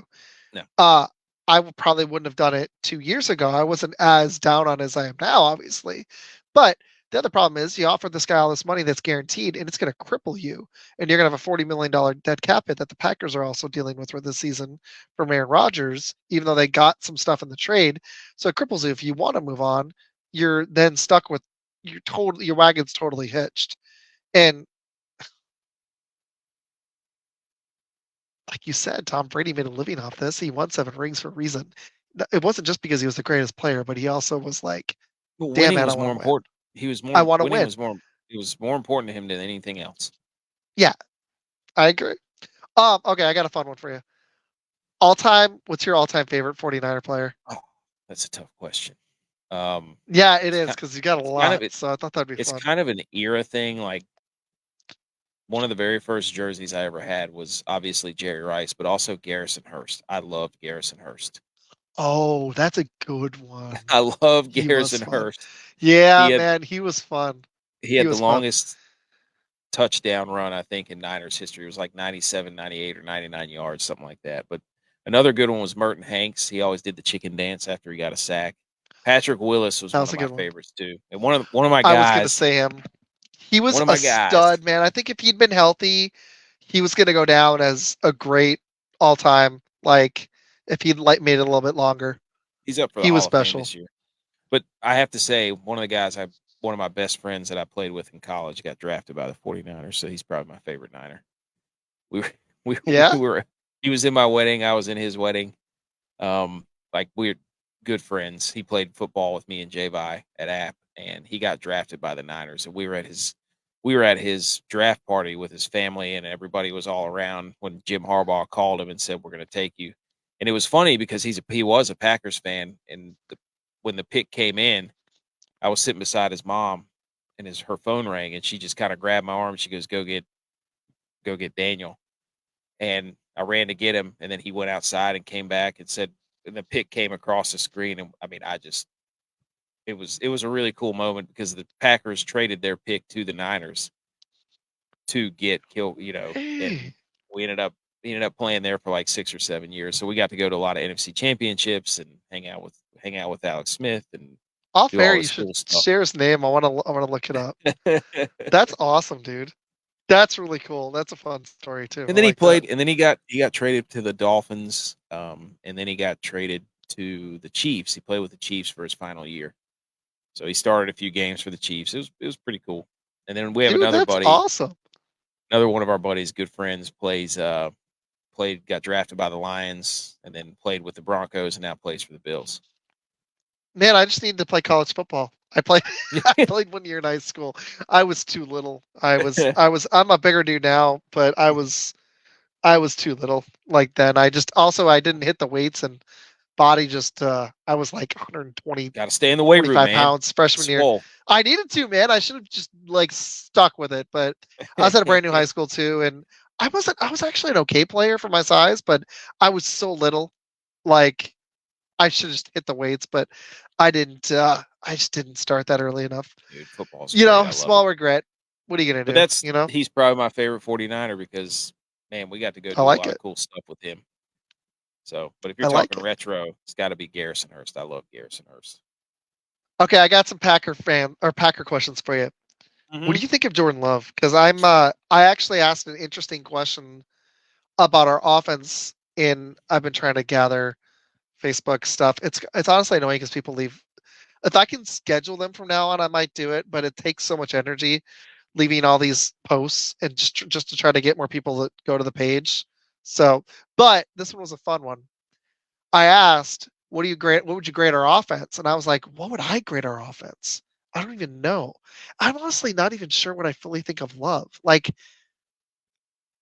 I think he's the answer, but I'm not entirely sold yet. I think he's a guy worth continuing to develop. I agree with that. I don't know that he's the answer, but I think he's shown enough this year as far as his development and his growth. Some of the, you know, being down in games and being able to provide a comeback. I don't care who it's against, right? Um, Hmm. with the Panthers even last week. It's not a shot. I just He had that one against the Saints early in the season. They blew yeah, I the mean, Atlanta like game. he's proven that he can put the drive together to go down the field when needed. Is he inaccurate at times? Yes. Does he have a really good Oh arm? yeah, Yes.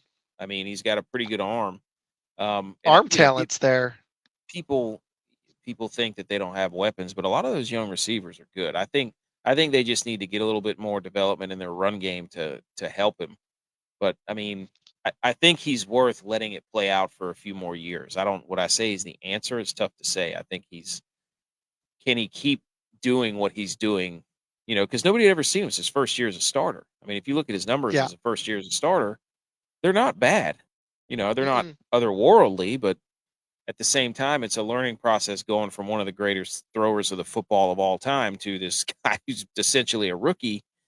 You know, and you basically have to grade him as a rookie year, and that's how I would compare him to other rookies. You know, so What's I also think interesting, yeah, yeah,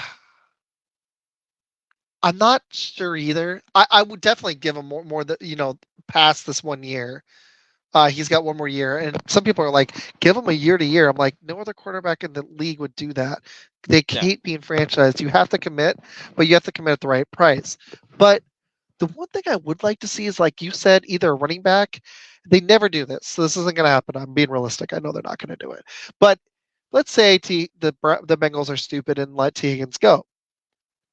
At his age, I really like him because he's got extremely strong hands and he's fast enough to do some deep routes, but he's really a bona fide possession receiver. And I think that's something we could really use.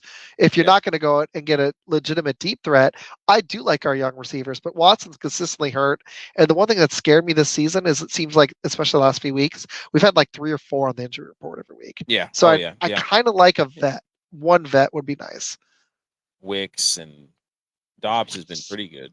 Dobbs has been the most consistent, and Jaden Reed and Reed, but also those guys are going to develop. So we might that number one might emerge anyways. So it's hard because I'm like, for the first time, I'm like, damn, we don't really need a receiver like as bad as we used to. All those guys are the same. They're all like the same mold. Yes, that's my other thing. Right. So I don't know, but Bluff's worth a shot developing. I mean, in that division, you essentially have the leg up on everybody else, right? Especially with the Lions having Goff and the Vikings are. What are they going to do with Goff? What are the Vikings going to do? What are the Bears going to do? So you have stability. Yeah, I think so. That helps if we can just get some answers on D. Like that's my next one. The defense. I've had this argument on Frozen Tundra. I don't think it's just a coaching problem. I think the players have a problem. Ooh, Shots threw up a really cool stat. He's a Bears fan. Rodgers threw for 4,083 yards, 28 TDs, and 13 interceptions. Love has 3,567, 27, and 11. You're all right. 10 more years of misery. There you go. There you go. You grade him on this. You got to grade him on that scale. Yeah, I mean, it's a more pass-happy league, but I would give him I'd probably give him a B. My only concern is the offense has been really consistent, but you're going to get that with a young team. But with the defense, I don't see it as just a Joe Barry problem. No, it's a player and a culture problem. It feels like I'm almost wondering if the head coach is a problem now too because he's not holding the coordinator accountable. But I'm going to give him a pass if he moves on from the offseason. But yeah, I don't know. That's a complicated question. Give me just hold on. Somebody just can't. Hold on. I'll be right. You okay if I just leave for a second? Yeah, I'll be right back. Okay. I'm gonna keep spewing my Packers stuff. Shot's gonna give me some comments. I just don't think that they've done all this first round drafting. They've got like 8 guys. I'd have to pull up the list, and one of them is Jerry Alexander now, who just got suspended. But they've got all this talent on D, and it's like, is it really gonna work? Shot says, "Thank you, man. A coach's job is to prepare his players. It's the player's job to execute." We've talked about this, and that's why I'm hoping they don't just like. The one thing that scares me is I've heard this not just from Frozen Tundra, but from people all over Facebook. They're like, it's just the coordinator. I'm like, he's putting them in an awful position, but I'm also seeing Eric Stokes get just completely torched, and our run D just be abysmal. Sorry and about that. It can't. You're good. What I was saying was it can't all just be. We went a little longer than I thought we would anyways. I got a couple more for you. But the Packers, to me, it can't just be scheme, even though I hate the scheme. It's the players too. Like the 2 guys, Kenny Clark is pretty good at defensive end. The other 2 guys should be able to make some presence. And the last 2 weeks, I mean, we played terrible rush games, so they weren't able to run the ball. But we've gotten torched in the pass game, and I'm like, you can only blame it so much on a coordinator. Like Shot says, it's a coach's job to prepare his players. It's their job to execute. And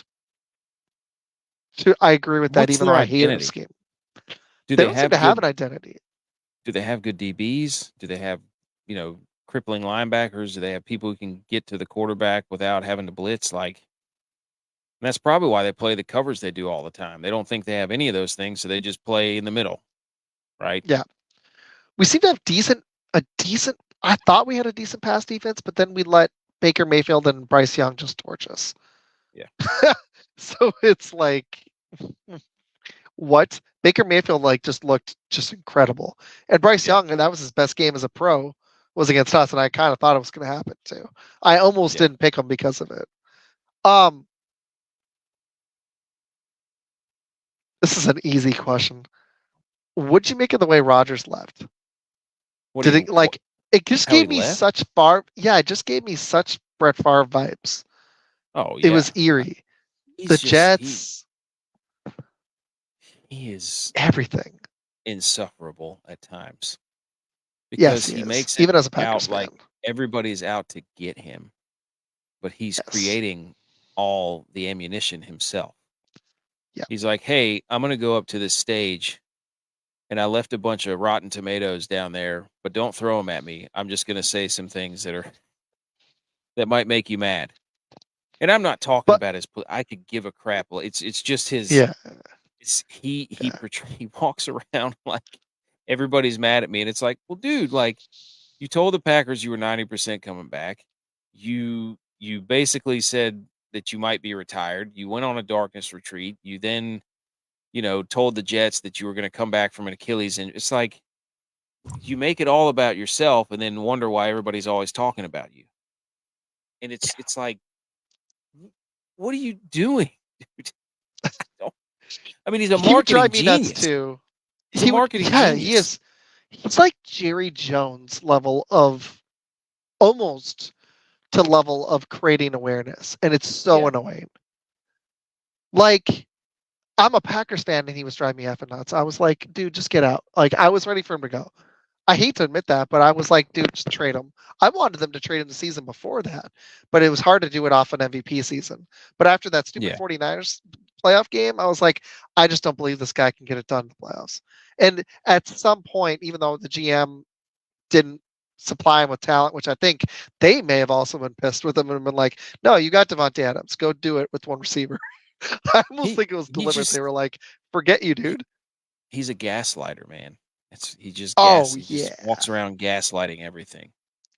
Yes. He's just like, let me set this on fire. Let me set this on fire. Let me go on Pat McAfee. Let me set this on fire. If I'm ever famous, I'm never going to have him on my show, ever. He drives me absolutely nuts. Me of It'll never happen. From The Office when he does the fire, the fake fire drill, and he lights the trash can on fire, and he's like, all right, what do we do, everybody? And it's like, oh my gosh, there's a fire. Well, don't you remember your training? No, every man for himself. And he's just walking around like, what's wrong, everyone? Like, we should, what happened? Comes back. He's the one that set everything on fire. I just binged that show, that episode. Mm-hmm. That was perfect Dwight too, because that's Dwight in a nutshell. And he's lucky he didn't get fired for it, but that's pretty much Aaron Rodgers, man. It is.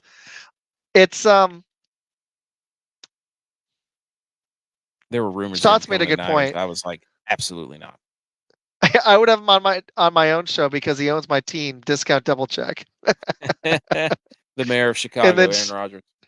And then Shot said it's both. If you've had some injuries on defense, and for the past few years, Packers typically drafted offense. When I think Packers, I think passing game. But you always had a good running back, and he's right. Aaron Jones is coming to the end of his run, and he's been hurt. Damon Green, man, I love Damon Green. Oh, Damon Green was special. In Madden, dude. He was elite in Madden. He was elite in the NFL too. He was awesome. He had that year. He had over 2,000. It wasn't just that one year. He had like multiple years. He's actually the just tangent. He's the intro guy on Frozen Tundra, and that was what sucked me into that show. Even though they curse a bunch and stuff, but it's fun. But he sucked me into that show because he's the intro guy, because he's their all-time leading rusher, and he starts the video talking about the show every episode, and I was like, Damon Green. Yes. Yeah. He's awesome. Oh, he's the best. Okay, so here's the thing. I posted about this too. I almost don't even want them to make the playoffs because I can't see a scenario like the best case scenario for the Packers would be to make the wild card and pull off an upset against Philly. But that's the end of the road. I'd rather them just have a better draft pick. The only counter to that is it really helps getting playoff experience. But with this defense, like just the way they're playing, especially on the road, I just don't see it at all. I would love for them to get in and beat the Eagles. Oh, that'd be And great for then you guys. That'd be great. somehow Even though I don't think. somehow they get Are to play y'all the worried about Niners. Philly though? Like Philly kind of sucks this year, man. I want the Packers to get into the playoffs and Oh come play the yeah, Niners yeah. again. God, that would be such an ass whooping. I think it'd be like 50-3, 10 maybe. Our offense has been playing better. Maybe we'd put up 17, 50-17. You guys could score until you wanted to stop. The scoreboard, it would just be whenever you decide to stop scoring. It'd be at 49 or 56. Be like the 5th year in a row we played the Packers and beat them by. Yeah, it'd be the easiest 25. walk to the NFC Conference Championship that you could possibly have. Like there wouldn't be an easier matchup for y'all. Y'all have a bye, and then you just completely destroy Green Bay, and then you're walking into the NFC Championship game, probably no injuries either because you'd crush us. There you go. I get why you want Green Bay to make it now. That makes sense. Yes. Walk in, beat a broken Philly, knock off the 2 seed, probably help y'all out, have an easy divisional game. Yeah, absolutely. And then you probably have Detroit or Dallas waiting for you in the conference championship. Yeah. I think it's a perfect scenario. And then we get to watch Matt LaFleur walk out there with his jaw jutted out mad. As Kyle Looking Shanahan super shakes his head. Yeah. He'll look super confused, like, what's wrong with my team? Yeah. Well, there's a lot. What if the Packers were to draft Jeremiah Trotter Jr.? I've heard about him. You know more college than me. Jeremiah Trotter, dude. Where did his dad play? That is a good question. I don't know that one. That's tough. Jeremiah Trotter. That's going to bug me. I have to look that up immediately. I remember Okay, I got another one for you while you look it up. Oh, Philly. What about them? They stink. Shots at Philly, Washington. Does that mean his dad played there? Oh, that's right. Yeah, there you go. Jeremiah Trotter. Yes. I'll do this too during my show. I'll just look stuff up. I'm like, people can. I try to like fill the dead air time, but I'm like, you can watch. No. Yeah, Jeremiah. There His you go. His dad played 12 seasons, and he played at Stephen F. Austin. Okay, and then he played for Philly. That's where it was. I was like, I remember. Oh, I've heard of him. Oh, I remember the. I don't know. I didn't watch a lot of Clemson this year. They were terrible. I didn't get to watch a lot of Clemson. Did you see my college picks episode? Me picking the college teams. I was like, I don't even know. I hadn't even seen a second of some of these teams play. I have watched more colleges here than I probably watched in years, but I still was like trying to do the NFL pick 'em is hard enough. Trying to do college, but I know that I watched some of all the teams. Trying to do that college pick 'em though, I was like, I had to ask my buddies. I was like, what is this team good? I'm looking up stats on them like I'm an expert. I was like, well, I mean, I did the college bowl thing, the pick thing on ESPN. Yeah, Clemson's they're annoying. As a Bama fan, shots. He's in. He doesn't watch Clemson either. He's in South Carolina. Against the spread in college right now, I'm 18-10. Oh, my wife is on. She probably wants me to come to bed. You watched college football because your wife was into it. There you go. Yeah, there's the wife. Yeah, I love it. But I'm 18-10 against the spread in college football so far this year, which is pretty good.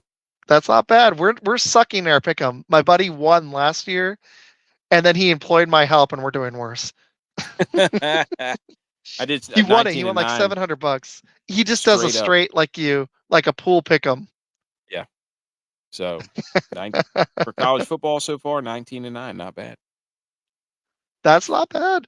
Especially because you don't. I gotta look it up. I'll have to text you later. During bowl season, you don't really know who's playing, who's in and out. Like it's so hard to do these. I had to pull up the transfer portal. I'm like, who's playing? I don't even know.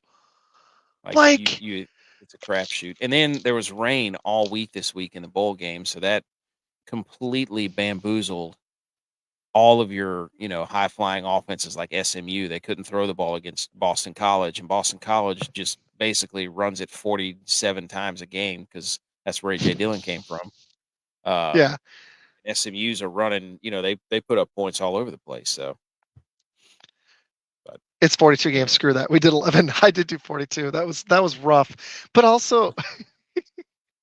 Yes. That was so hard for me because like the little bit of games my wife had me watch, it's like no, you they should also take like 4 to 6 weeks off, and then there could be rust involved because they take 4 to 6 weeks off. Next year, have us on because I love because I watch all the MAC, Sun Belt, like I watch a lot of college, especially at night. Whenever everybody goes to bed, I'm watching the Pac-12. I'm watching pretty much. I love the American Conference, the Sun Belt, all the Group of 5 teams, because that's where App State is. So I love keeping up with all that stuff. I used to watch more because my ex is like they were into TCU and all that, but watching TCU, just gonna be honest, I did watch that game. Watching TCU get lucky against Michigan, in my opinion, because of the refs, and then just get destroyed in the championship game was a lot of fun. And I live I lived in Fort Worth, so that was like I loved it. That was great because I wanted Michigan to win anyway, so that was just extra fun for me. I hated it for TCU and the rest of everybody wanted to poke their chest out. See, this is why we can't put TCU in the. It's like, dude, that's not the point. That does suck too. They earned it. They did earn it. I mean, there was some bad calls. That I will say there was a couple in that game. The refs were it was just abysmal. Like, so Michigan or Bama, Steve. I still think Michigan wins this one. I think they've got a chip, but we'll see. What do you think? I don't think so. I think Milroe's. You think Bama's going to win? I think Milroe's going to run all over them. And I hate to say that because I hate watching that type of football where it's just snap the ball to the quarterback and he just runs around. I can't stand that. We're going to find out, huh? I think Alabama's going to be able to have big play potential. I'm worried about that game. I am a little bit worried about it, actually. I don't know that. I am a little bit worried about it. The way that McCarthy and that offense has been playing, every time I've watched them, I'm like, I don't know if they have big play. I don't know if Michigan can match. They're a lot like the 49ers. Like if they get out in front, they're pretty tough to beat. But if they have to get in a shootout with a talented team, Michigan's not gonna. McCarthy hasn't shown me enough. That's a good analogy. San Fran struggled in those close games. Right. Like if they don't get out to a pretty sizable lead, 7 to 10 points early, Michigan will have fits trying to play catch up because that's just not how McCarthy's not a guy who sits back there and throws the ball 30 to 40 times a game. He's just not. Good point. No, that's not the way they're going to win. So there might be a recipe there. All right, I got one last Packer one for you, and then I got a couple other things. Okay. Yep. What's your favorite, if you have one? What's your favorite Packers player of all time? I think I've got my answer. Actually, it's tough. I did love Ahman Green. He was. Oh, he was great. Awesome. Yeah. I used to play with him in Madden all the time. I'm pretty sure there was a fullback they used to have that I would use all the time. Fullback? DJ Kuhn? Recently? No, it wasn't Kuhn. It was back in the day. Back whenever I used to play Madden a lot. I'm trying to think. Jordy Nelson was cool too, just because it didn't make sense why he was so good. So you're thinking like Packers fullbacks in like the 2000s? Yeah, like the late 90s, 2000s. Yeah, they did have one. What was his name? Henderson. William Henderson. Yes. It just took a second. I had to see the name once, and I was like, boom, I know who it is. Him. That's back in like the Mike Allstott days with the Bucks. We had Henderson. Yes. That was fun. He was good. He was a good player. Golden age of fullbacks there, buddy. That was Allstott, Lorenzo Neal, Neal, LT. Yes. Boom. That was the Allstott was like stats wise because he could run. He was probably the best one only because he could run. But Lorenzo Neal, just pure blocking, was special. Yes. There's a reason LT was so special. That was a big reason why. Yeah. I agree with Schatz. I love Sterling Sharp. He's one of my favorites. It might be because I just watched highlights on him, but he was one of my favorites when he played with them too. And even though it was short, I love Charles Woodson, man. He was special. Oh And yeah. even we got him late, and it wasn't just because we won a Super Bowl. He was just always in the right place too. Like I just That's loved that, man. that's a very nice thing to have, is a safety who's pretty much the center fielder commanding the back end of the defense. If you have young guys, he's going to tell them where to be, and you can always count on him being where he's supposed to be. Like, that's a big deal. And he could tackle too, which was awesome. Oh Okay, yeah, I got a couple new ones, and then I think the wife's getting ready for bed. My phone's getting yeah. ready to die. So, um, okay, we talked about MVP. Who would be your MVP? Who'd be my MVP? Yeah, if it's not Lamar, I because mean, I think McCaffrey deserves it. I you could argue McCaffrey. Um, I wouldn't give it to Lamar. Josh Allen's making a very, very strong case. If they keep making the run they're Yeah, making, yeah. the They amount of touchdowns that he accounts for his team is unbelievable. Like, nobody's even yeah. within 20 percentage points. Like, if they somehow make the playoffs, he's got to be up there. I just don't think it should be a quarterback. I mean, I hate that it's a to quarterback only to award. be Like, because to honest, me, the two most deserving guys this year on offense outside of that, to me, feel like Tyreek Hill and McCaffrey. why? I know you can't really give it to the Raiders, but my gosh, Max Crosby Oh, is yeah. wrecking everything Yes. that anybody wants to do. Like, Yes. I people want to mean, give it to get yeah. to Miles Garrett, but No, I think Crosby, as good as Miles Garrett's been, I'd have to look at all the stats. I think Crosby has been the most disruptive defensive player this season, and I don't think it's yeah, even that close. I think I Garrett don't. is too. I think Parsons needs to be a notch or two below that. Yeah, I don't subscribe to the take this person off the team. I'm just like, when I watch the game, who has the most influence? And when I watched the Yep, Ravens, it wasn't Lamar. I'm sorry, it just wasn't. Their defense made play after play after play after yep, play. When they you did. watch the They were all over Niners, the place. uh, the MVP of that offense, yes, I mean McCaffrey's good, but when Debo has a really good game, they blow people out. There you go. I've been on this point. When he was injured this season, it wasn't just Trent Williams. That offense suffered, and he's been on a tear. I think he's Yeah, the engine. Even though McCaffrey changed them last season, I think this season, I think their offensive MVP. look at the It's not just games. stats. Debo's just been special. Go look at the games where they blow people out. Good teams. Debo has, He yeah. has huge games. And I He's know the guy. Ayuk and Kittle are special. That's just why if I just think if they play Baltimore again, they're going to beat them. But Oh, they're gonna beat we're him. going to find out. I'm not just saying this to because you're a 49er fan. That's just what I've been on all season. Okay, I got a fun one. I'm going to skip. We'll do the top five at the end if we have time. What do you think is the most dangerous? I think we've already kind of talked this though. I think we both think AFC wise, wild card team or a team out of the playoffs. What do you think is the most dangerous to the top seeds in the AFC? It's got to be So Buffalo. like, No, nobody wants to draw Buffalo if they're in the playoffs. no.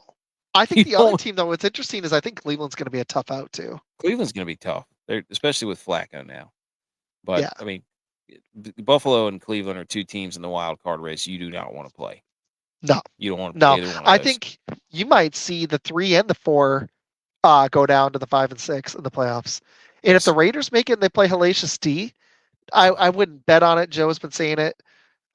He's usually on the show. It's a little bit later. He's from Frozen Tundra, but I Yeah. wouldn't bet on them to beat Miami. But the way they've been playing defense, they could make it a dogfight.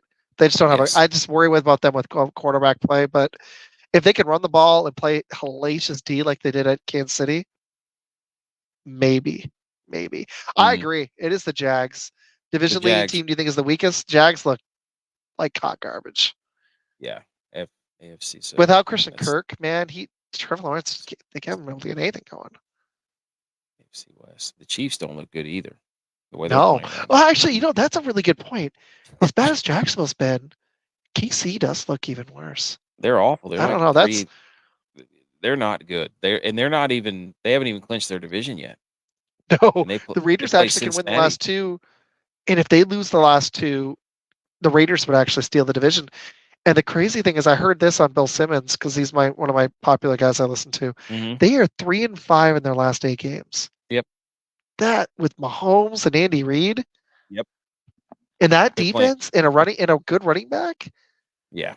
How, NFC, man? NFC North, NFC They South, just they NFC. just look to me like of all the like top seeds, it wouldn't be the most shocking thing in the world because they've done it before. But I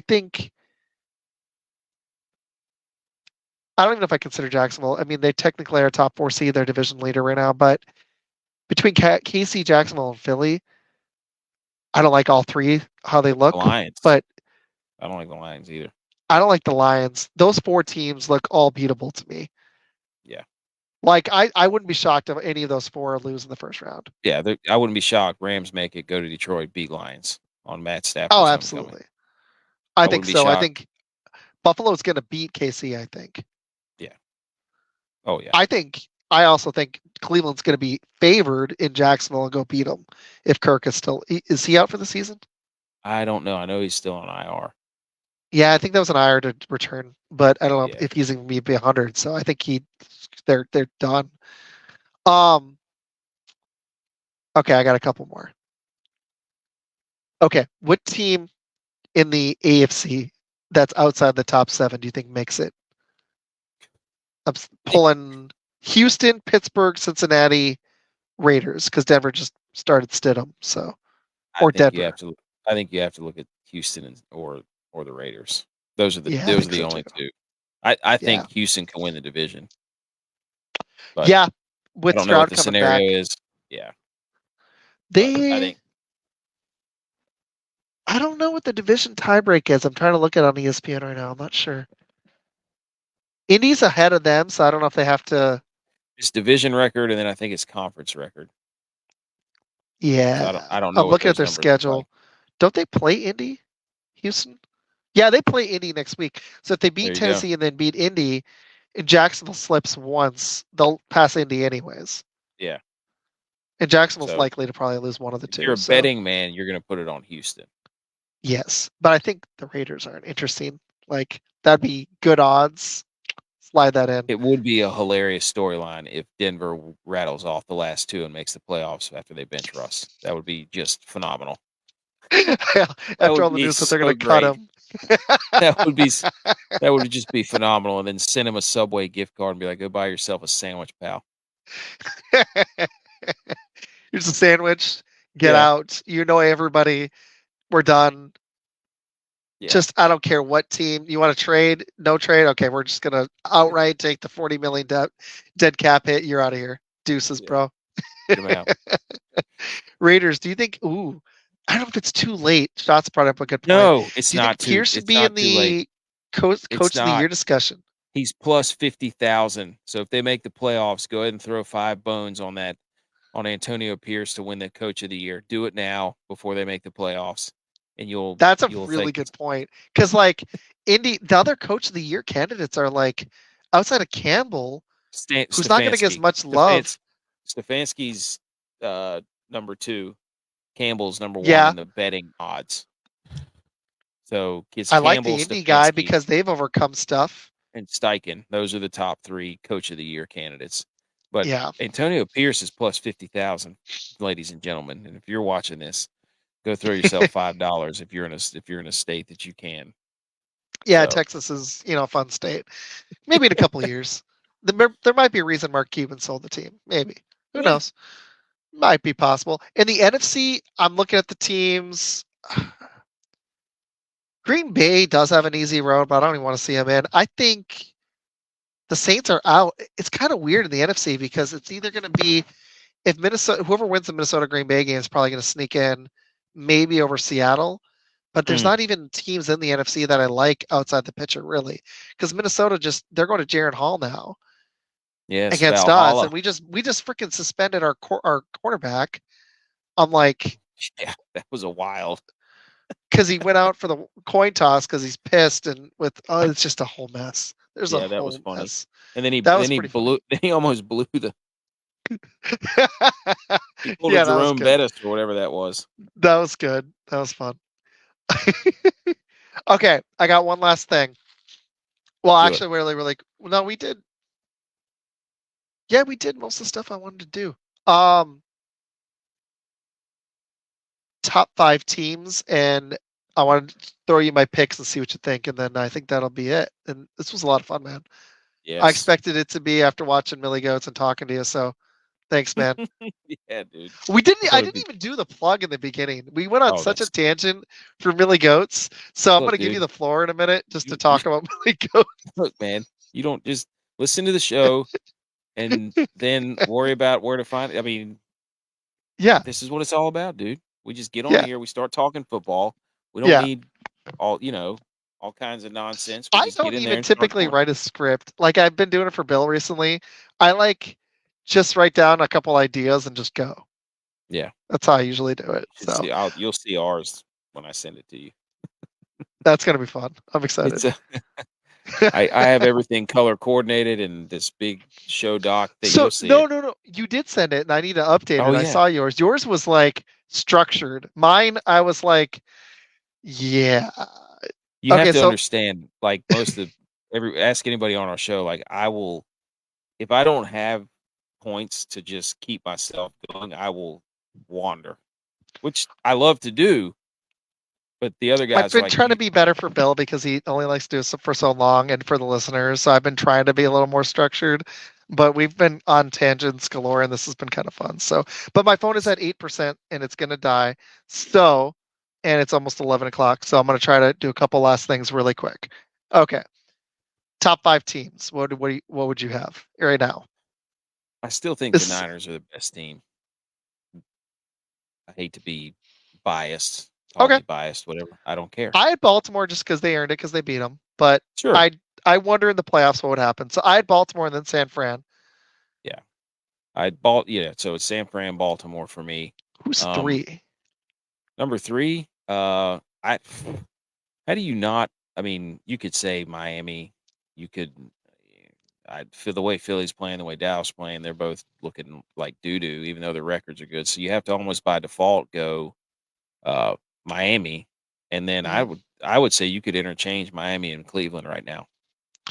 Yeah, that's interesting. I actually had Miami, Cleveland, and Buffalo as my next 3. I would Yeah, probably do.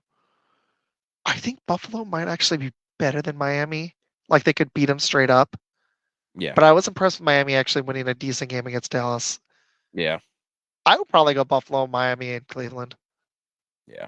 I in I that I order. think I I think don't see any of the Cleveland's NFC teams. Maybe the Rams. They're coming up. I could see them. yeah, but you're I think they're going to be a tough out, actually. yeah. Matt Stafford's been playing really good, but Yeah. I think you have to go clearly. The 3 best teams are San Francisco, Baltimore, Miami, and Cleveland, Buffalo. Like those are the other 2 hottest teams in the league right now. Yep. Okay, I'm gonna plug the phone in just so it doesn't die straight on the show. Hold on. So my sound's gonna went to 5%. That was impressive. Yeah. I thought about using the work computer for it. I'm thinking about it. Okay. All right, man. I gotta toss you my picks and then I'll give you a minute to plug, which I meant to do in the beginning. All No, right. that's So dude. for this weekend, I want to hear your thoughts on these. Okay. Let Okay. me get them up. Sorry, we went longer than I thought, but I was having fun. Okay. Oh, it's fun, dude. All right, and I think we're gonna flip on Houston because we got the news on Stroud. I wasn't sure Yep. when we did it last night. Okay, we took Carolina in an upset because they're playing Jacksonville possibly without Lawrence. Yeah, if they don't And have Beathard's Lawrence, starting. if they don't Beathard's have Lawrence, starting. Kirk is out. I just don't like him without at all. You know what I mean? yeah. If Lawrence is out, that's a solid pick. I agree. I like that one. Okay, we took Cleveland. Yay, we got one right. Woo-hoo. There you We took go. Cleveland. So we got that I one. agree with We that. took I agree with that pick. There 57 points on that. What it says on Yahoo, the over under was at 26 and a half. If it got that low, I didn't see it. I saw 34 on DraftKings. Dang. No, I'm not. I wasn't looking on DraftKings. Oh man, that's nuts. Okay, so we took Carolina, we took Cleveland, we took San Fran to beat Washington. I think that's an easy one. Lock. Y'all better. Yeah, we picked that as a lock. We picked Pull the out your Rams. 401k. Pull out your I took 401k. Put it on the Niners. put it on the Niners. 13. They're 13-point favorites on the road. It's Sam too Howell's small. been Too small. should be Tw- 16, I think. 25. Oh wow, yeah, that'd be. We took the Rams. I almost had them as a lock against the Giants. I don't see it. Although they did play a little bit better with Tyrod Taylor, and it's on the road. I think the Rams Yeah. win that game. They need it. Yeah. So that was almost a borderline lock for me. I really like the way they're playing recently. Yeah, the Rams They are almost good. beat Baltimore on the road. That was impressive. Yep. We took Philly, even though I don't like the way they're playing. They're playing Arizona. They're 11.5-point favorites at home. Had to I do don't it. know if is Kyler Murray playing. I heard he may not. Yeah, and he may not. And honestly, even if he was, just Philly would have to completely blow it. You know what I mean? Yeah. I mean, As it's bad as they're interesting because looking, we look through a different lens of DraftKings. It's like when I look at that game, I'm like, oh, Kyler Murray could have a huge day. So I like Kyler Murray in that game. so would you? Ooh, that's interesting. So would you take Arizona to beat them or just to cover the spread? No, I wouldn't. I Just just cover the think spread. yeah, maybe. But I would still pick Philly. No, that's interesting because when I went on Game On, I had to think about things completely differently from against the spread. And it's actually, I get why it's fun because I don't usually think about it that way because I'm just going straight up. But if Kyler Murray was playing the 11.5 points, I might actually take it with Arizona. So I kind of like that. Yeah. So, okay. We took Buffalo. They are playing New England. They're 13-point favorites. I can't see them blowing two in a row to New England and getting swept this season. No. It better not happen. They're in win now mode, so. But New England has been playing better recently, so it gave me a tiny bit of pause. But Buffalo's like, no, they got to take this seriously just to make the playoffs. So they can't blow this one. Belichick usually owns Josh Allen, but Joe Brady Not has corralled Josh Allen to a certain degree, so I don't think that's going to be an issue. We took Dallas at home against Detroit. I didn't love it. It's only 5.5, but they're undefeated at home. They're a different team. I think they're going to be ticked off after those two road losses. I think Dallas they win that one. They have to win. They've got to win. They want any chance at a home game in the playoffs, just so people believe in them again. They're going to have to win that one, so people forget that they were at home for a week. The Niners need Detroit to lose for the 1 seed. Yeah. Okay. We took Seattle against Pittsburgh.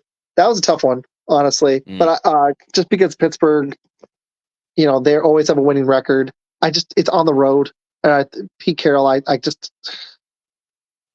don't love them at all. That was a tough one, actually. They're 3.5-point favorites. I agree with the pick. It's just a game where it's like there's a lot on the line here, but both of these teams suck. So it's a game with intrigue, but it's going to be terrible football. I know. Mason Rudolph's playing. Is that a good or bad thing for Pittsburgh? Christmas is over, guys. Christmas is over. Rudolph's done for the year. You got Geno Smith and Mason Rudolph, like playoff spot on the line. Where's the highlight graphic? I don't know. This is a stupid game. This is a stupid game. I think Mike Tomlin might figure out a way to win, but I just can't do it. They should flex that game into the History Channel. We're actually the Sunday night game now. They just flexed us. There you go. Or maybe we always were. I don't know. Yeah, they flexed Green Bay, Minnesota. Okay, let me get through the rest. Baltimore, we took Baltimore against Miami. I think they take that one. Yeah. It's a good one though. I just don't know if Miami. This will be a game that shows you if you can believe Miami for real or not. Even if they just show up, it's going to be the way they play. Can they win two big games in a row? Basically, if they can, then maybe it's time to take them seriously as a contender. But they weren't able to win those games early in the season. So what's changed? I actually thought they were. I think they're a little worse than they were early in the season. So this is going to be interesting. They get to play another 49ers disciple. Yeah. So did McDaniels learn anything? Tune in to find out in the what do we label this game? Contender game. This is a contender game. Yeah. And this is an early game one. That was smart of them to do that on Christmas Eve because, like, honestly, even the Packer game's earlier than normal. It's an hour earlier. No, it's not. I thought it was at 6. Never mind. I thought they flexed. I thought they changed time because it was New Year's Eve, but no, they kept them the same. No, that's an early one too. All right, so we took. That's interesting. It's gonna be an interesting game though. We took Baltimore. We did take the. We took the Raiders to beat Indy on the road. Ooh. That's a tough one though. Indy is 3.5-point favorites. That was hard. I just like the way they're playing on D. But if they can go into KC, I feel like they should be able to go into Indy. But Aiden O'Connell sucks. Like they're gonna have to pound the rock and play Hellacious D again. You know what I mean? Yeah. I like the way Pierce says I'm playing. He's got to play physical. I don't know. Oh yeah. That's a hard one mean, because Indy's been one of my least favorite teams to pick this season. They always seem to win when I don't pick them. You can run the ball against the Raiders. That's true. So can Zach Moss and if Taylor's back, can they get going? That was a hard one, honestly. I don't love it. May flip that one. That was a hard one to pick. So we took this one. This one sucked. I had to veto him. He wanted to take the Saints because statistically they have been better. But if you watch them, I don't think the Saints are a better team than the Bucks. I wanted to take Tampa. Yeah, they suck. They're better statistically in every category almost than Tampa, which is annoying. But Tampa's on a 4-game roll, and I think they're going to beat them. I think a lot of the earlier season stuff is skewing that data for Tampa. I'd rather look at the last 4 or 5 games. Yeah, I agree. We took this one was hard. I didn't like this one either. We're gonna flip it. We took Tennessee. We're gonna flip to Houston because Stroud is playing. Yeah, and Tennessee screwed us last week, so I'm gonna text him later. Flip it. Yeah, I was worried about Stroud. He was still questionable, but he's supposed to play. This one's annoying. Chargers Denver. Jared Stidham. Where's that game at? In Denver. They're 3.5-point favorites.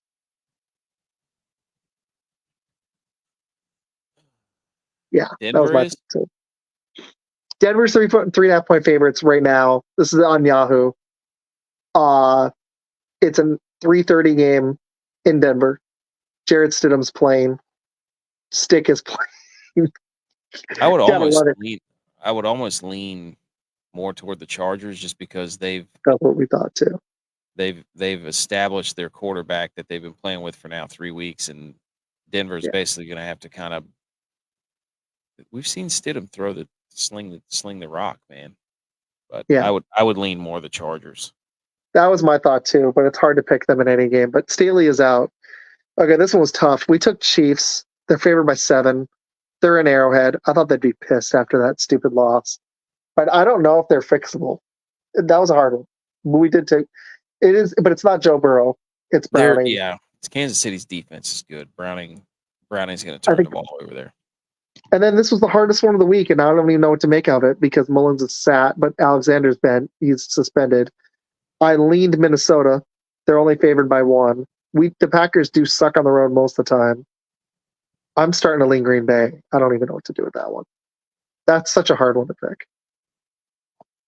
I seriously don't even know what to do with that one. Oh, and I missed. We took Chicago. Where are they? Chicago to beat Atlanta. That was the other one I missed. I agree with that. Chicago's defense. Yeah, they've been playing better. Yeah.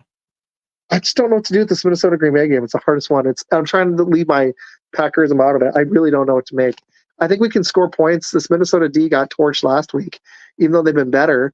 But they do have Jefferson, but Hawkinson's out for the year. Addison might miss the game.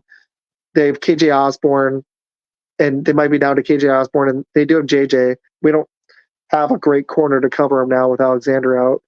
But they blitz so much. They have Paul starting. He's a rookie.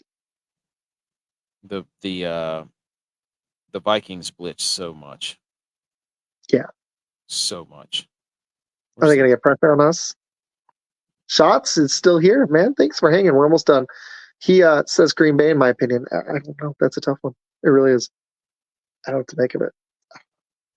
I mean, Minnesota's not dead yet, so. No, they're both 7 and 8, and honestly, the winner has a decent chance to make the playoffs. Green Bay has to win 2, and they have to either have the Rams or the Seahawks lose 1 game, which is very possible. Seattle plays Pittsburgh this week, so it's possible. Minnesota's starting their rookie, Jaron Hall. Yeah. Valhalla. Yeah. I don't know, man. It's a tough one. Let me see if I was picking this game. I would honestly probably. I would probably take Minnesota. Yeah, that's what we picked. I flipped on it literally on air yesterday. That's what I did. I flipped on it too. So no offense, but I would probably take Minnesota. No, I mean, we're not good on the road. If we were a decent team on the road or had a decent defense that I trusted at all, I think Darren Hall might actually have a freaking career game against our defense. And JJ is just so talented, he might just beat us by himself. But Aaron Jones at least looked good last week. I don't know. We've struggled against Carolina. It's like they can't stop the run. Didn't Chuba Hubbard run all over him last week? Yeah. No, actually, I don't think they really ran the ball. Like, again, I didn't get to see this game either. I was kind of sad about it. It was Christmas Eve though. I was deliberately taking a week off, but then we watched a lot of football on Christmas, which was fun. The wife was highly enjoying. She's not here now. I'm sure she's probably asleep, but we were highly, highly, highly enjoying watching Patrick Mahomes suck. Oh, that was phenomenal. It was great. I was just back-to-back defensive touchdowns. Loved it. Yeah. It was like great. No, Hubbard only had 43 yards, 16 rushes, only 2.7. Okay. They had some other dude up 33, but they only ended with it was 96 total yards. DJ Chark had the big game. Yeah, DJ Chark had 98 yards and 2 TDs, and Thielen had 94. Young had a good game. Yeah, Bryce Young had 312 yards. Best game by far. Yeah. I think I'm going to go Minnesota. I think I'm with you on that one. I would. All right, man. Why don't you? I sucked in the beginning. Why don't you plug the You did. It was great. That was my fault because I threw us right into the Joe Flacco fantasy football thing. Yeah, man. You get me talking fantasy. You even caught it. You said it in the comment. I'm super into fantasy in Green Bay, and when you talk fantasy, I'm really pissed because I lost. So I've got a lot of passion for that. So, tell us about everybody at the Millie Goats show. I'm so sorry I didn't have it at the beginning. Oh no, dude. I had a great time. The Millie Goats, we are a podcast. We do live shows every Monday, or not every Monday, every Sunday and Wednesday on YouTube and Rumble and Twitter. Our podcasts come out every Monday and Thursday. We're going to start doing some more live shows during games and stuff. We basically are a collection of 4 dudes who we all played college football. We all 3 of us grew up together. One of us came in college, and we basically played DraftKings for the most part. And we just talk about all of our failures in DraftKings. We don't really give advice per se because we haven't really won the big Millie yet, as you can see in the sign behind me. So our podcast usually includes satire and satirical football takes, and we basically put up ridiculous polls. We give a very slightly skewed view of football, not so serious. We have a lot of jokes on there.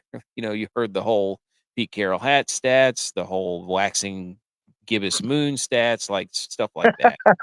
And we basically just go back and forth, and we've got a Bills fan on there, 2 Cowboys fans, and myself, who's a 49ers fans. We interviewed my mom and my niece because they're both Bills fans.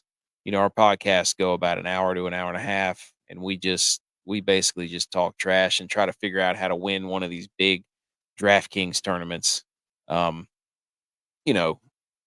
Again, not giving you out. We're not telling you who to play. So we do know kind of what we're doing, but we're not going to be another advice show and be like, you need to play this guy because of these stats. We're like, during golf season, we'll make up just some absolutely ridiculous PowerPoint slides of where somebody was born and how that relates to the golf tournament they're playing in, and their school mascot was this, and it represents the state bird of that. And then we just tie it all together to be like, you should play this guy. And it's just a complete cluster, what. But we have a good time. Nice, man. I've enjoyed the show. I've watched quite a few episodes. It's been fun. Thanks, man. Yeah, I'm excited to come on. I think it's going to be tomorrow night. I'm thinking around the same time I'm going to come on. I'm excited. So y'all can catch me on there tomorrow. And this was an awesome episode 31 of the Fun Football Pod. I had a blast, man. You're welcome on anytime, man. That was fun. I love the tangents. It was great because I had a script and I literally kept looking back and I was like, this is more fun. Wherever we go, man. Talk Joe Flacco. Let's talk Joe Flacco. Why not? Hottest topic in sports right now. Jeez. It's one of the most unexpected. What they want. Give the people what they want. If you said that in a poll at the beginning of the season, 1 fantasy championships, could have won me mine too. I'd be in it right now. Literally. I'm kicking myself for not starting them. I hope you do okay. I know you didn't, but I did not. I'm banking on C.J. Stroud returning to form. He's got a decent matchup. I don't blame him, honestly, man. He carried me all season. It was the only league I had a good quarterback in. I have the stack with Nico Collins. So I stacked everywhere I got C.J. Stroud. I put Nico Collins with him. I had Nico Collins too. I don't do Dynasty. I need to start that, but I did have Tank Dell too until he got hurt. That was really nice. So you stack that quarterback who's throwing for 303 a game. Chances are your receiver Nico Collins or Tank Dell is going to be. That's a little draft. Even Robert Woods. Too. Yeah. Even Robert Woods had a few decent games early in the season. It was awesome, man. I was rolling on it. But Rachaad White really saved me this year. I had him. I traded for James Cook late. I flipped Addison for him. And I had Mostert, who was freaking phenomenal. And I had CeeDee Lamb and Devonta Smith. I'm pissed that I lost my dad. His team wasn't as good. I was like... all because of Joe Flacco. Joe Flacco giveth and Joe really Flacco because taketh. What made me mad, I was spending too much time on the podcast praising the handcuff talk. I love it. Cuff me. I'm pissed that I made posts about it and I was so into the podcast. I literally made a post about who I should start at tight end and quarterback, and then I forgot to take the tight end out. I had Taysom Hill in because I had a bye week, so I didn't change my lineup. I should have. But Taysom Hill had been trash. He'd been couple big games and like 3 games of no score. So I was going to take him out for Tucker Kraft because I'd been watching the Packers and I liked him. And I put up a poll. It's like, should I start Everett, Kraft, or Taysom Hill? And then people were saying, I'd start Kraft or Everett. And I was like, okay. So I meant to go do it. The game had already started. I looked at it 10 minutes after the game started. I was like, the Saints are the Thursday night. I was like, that's a brutal one. I was ticked. I was like, I was more into the podcast stuff. So it's all right. It happens. It's been a lot of fun, man. But do it right on your show next time. Just do it right on your show. Yeah, that's a good point because I've been telling Bill to remember to change his picks. I'm literally going to pull up my ESPN and do it while I'm on the show next time. That's a good point. All right, man. I'm excited for tomorrow. Guys, check out the Millie Goats. Thanks for hanging shots. He's awesome. He's been giving comments. There's Millie Goats. Check me out on there tomorrow. Their show's awesome. And thanks for hanging with us, late. I usually don't do my show this late, but it was a blast, and I think we'll be the same time tomorrow. So yeah, man. Thanks. I hope these picks work too, man. Thanks for hopping up, man. That's fun. 10-0 or whatever it is. Book it. There you go. I'm hoping to be 16-0 on my picks and catch up and get close. Or I'm hoping. You got to win the first one, and you did that. We won 2 weeks and got like $200, but the winner in the season gets $3,000. So that'd be nice. You won the first game, so now you're 1-0. Yeah, there you go. You're right. 1-0 the week.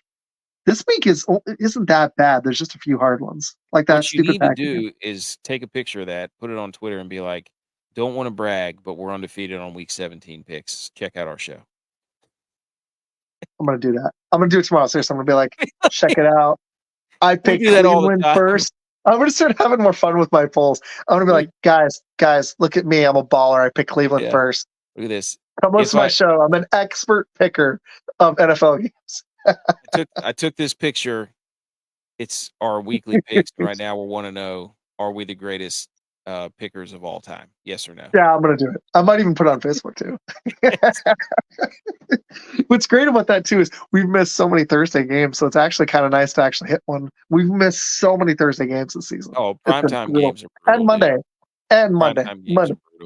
Yeah, they're so hard to pick because it's just those, especially those Thursday ones. It's so unpredictable too. Yep.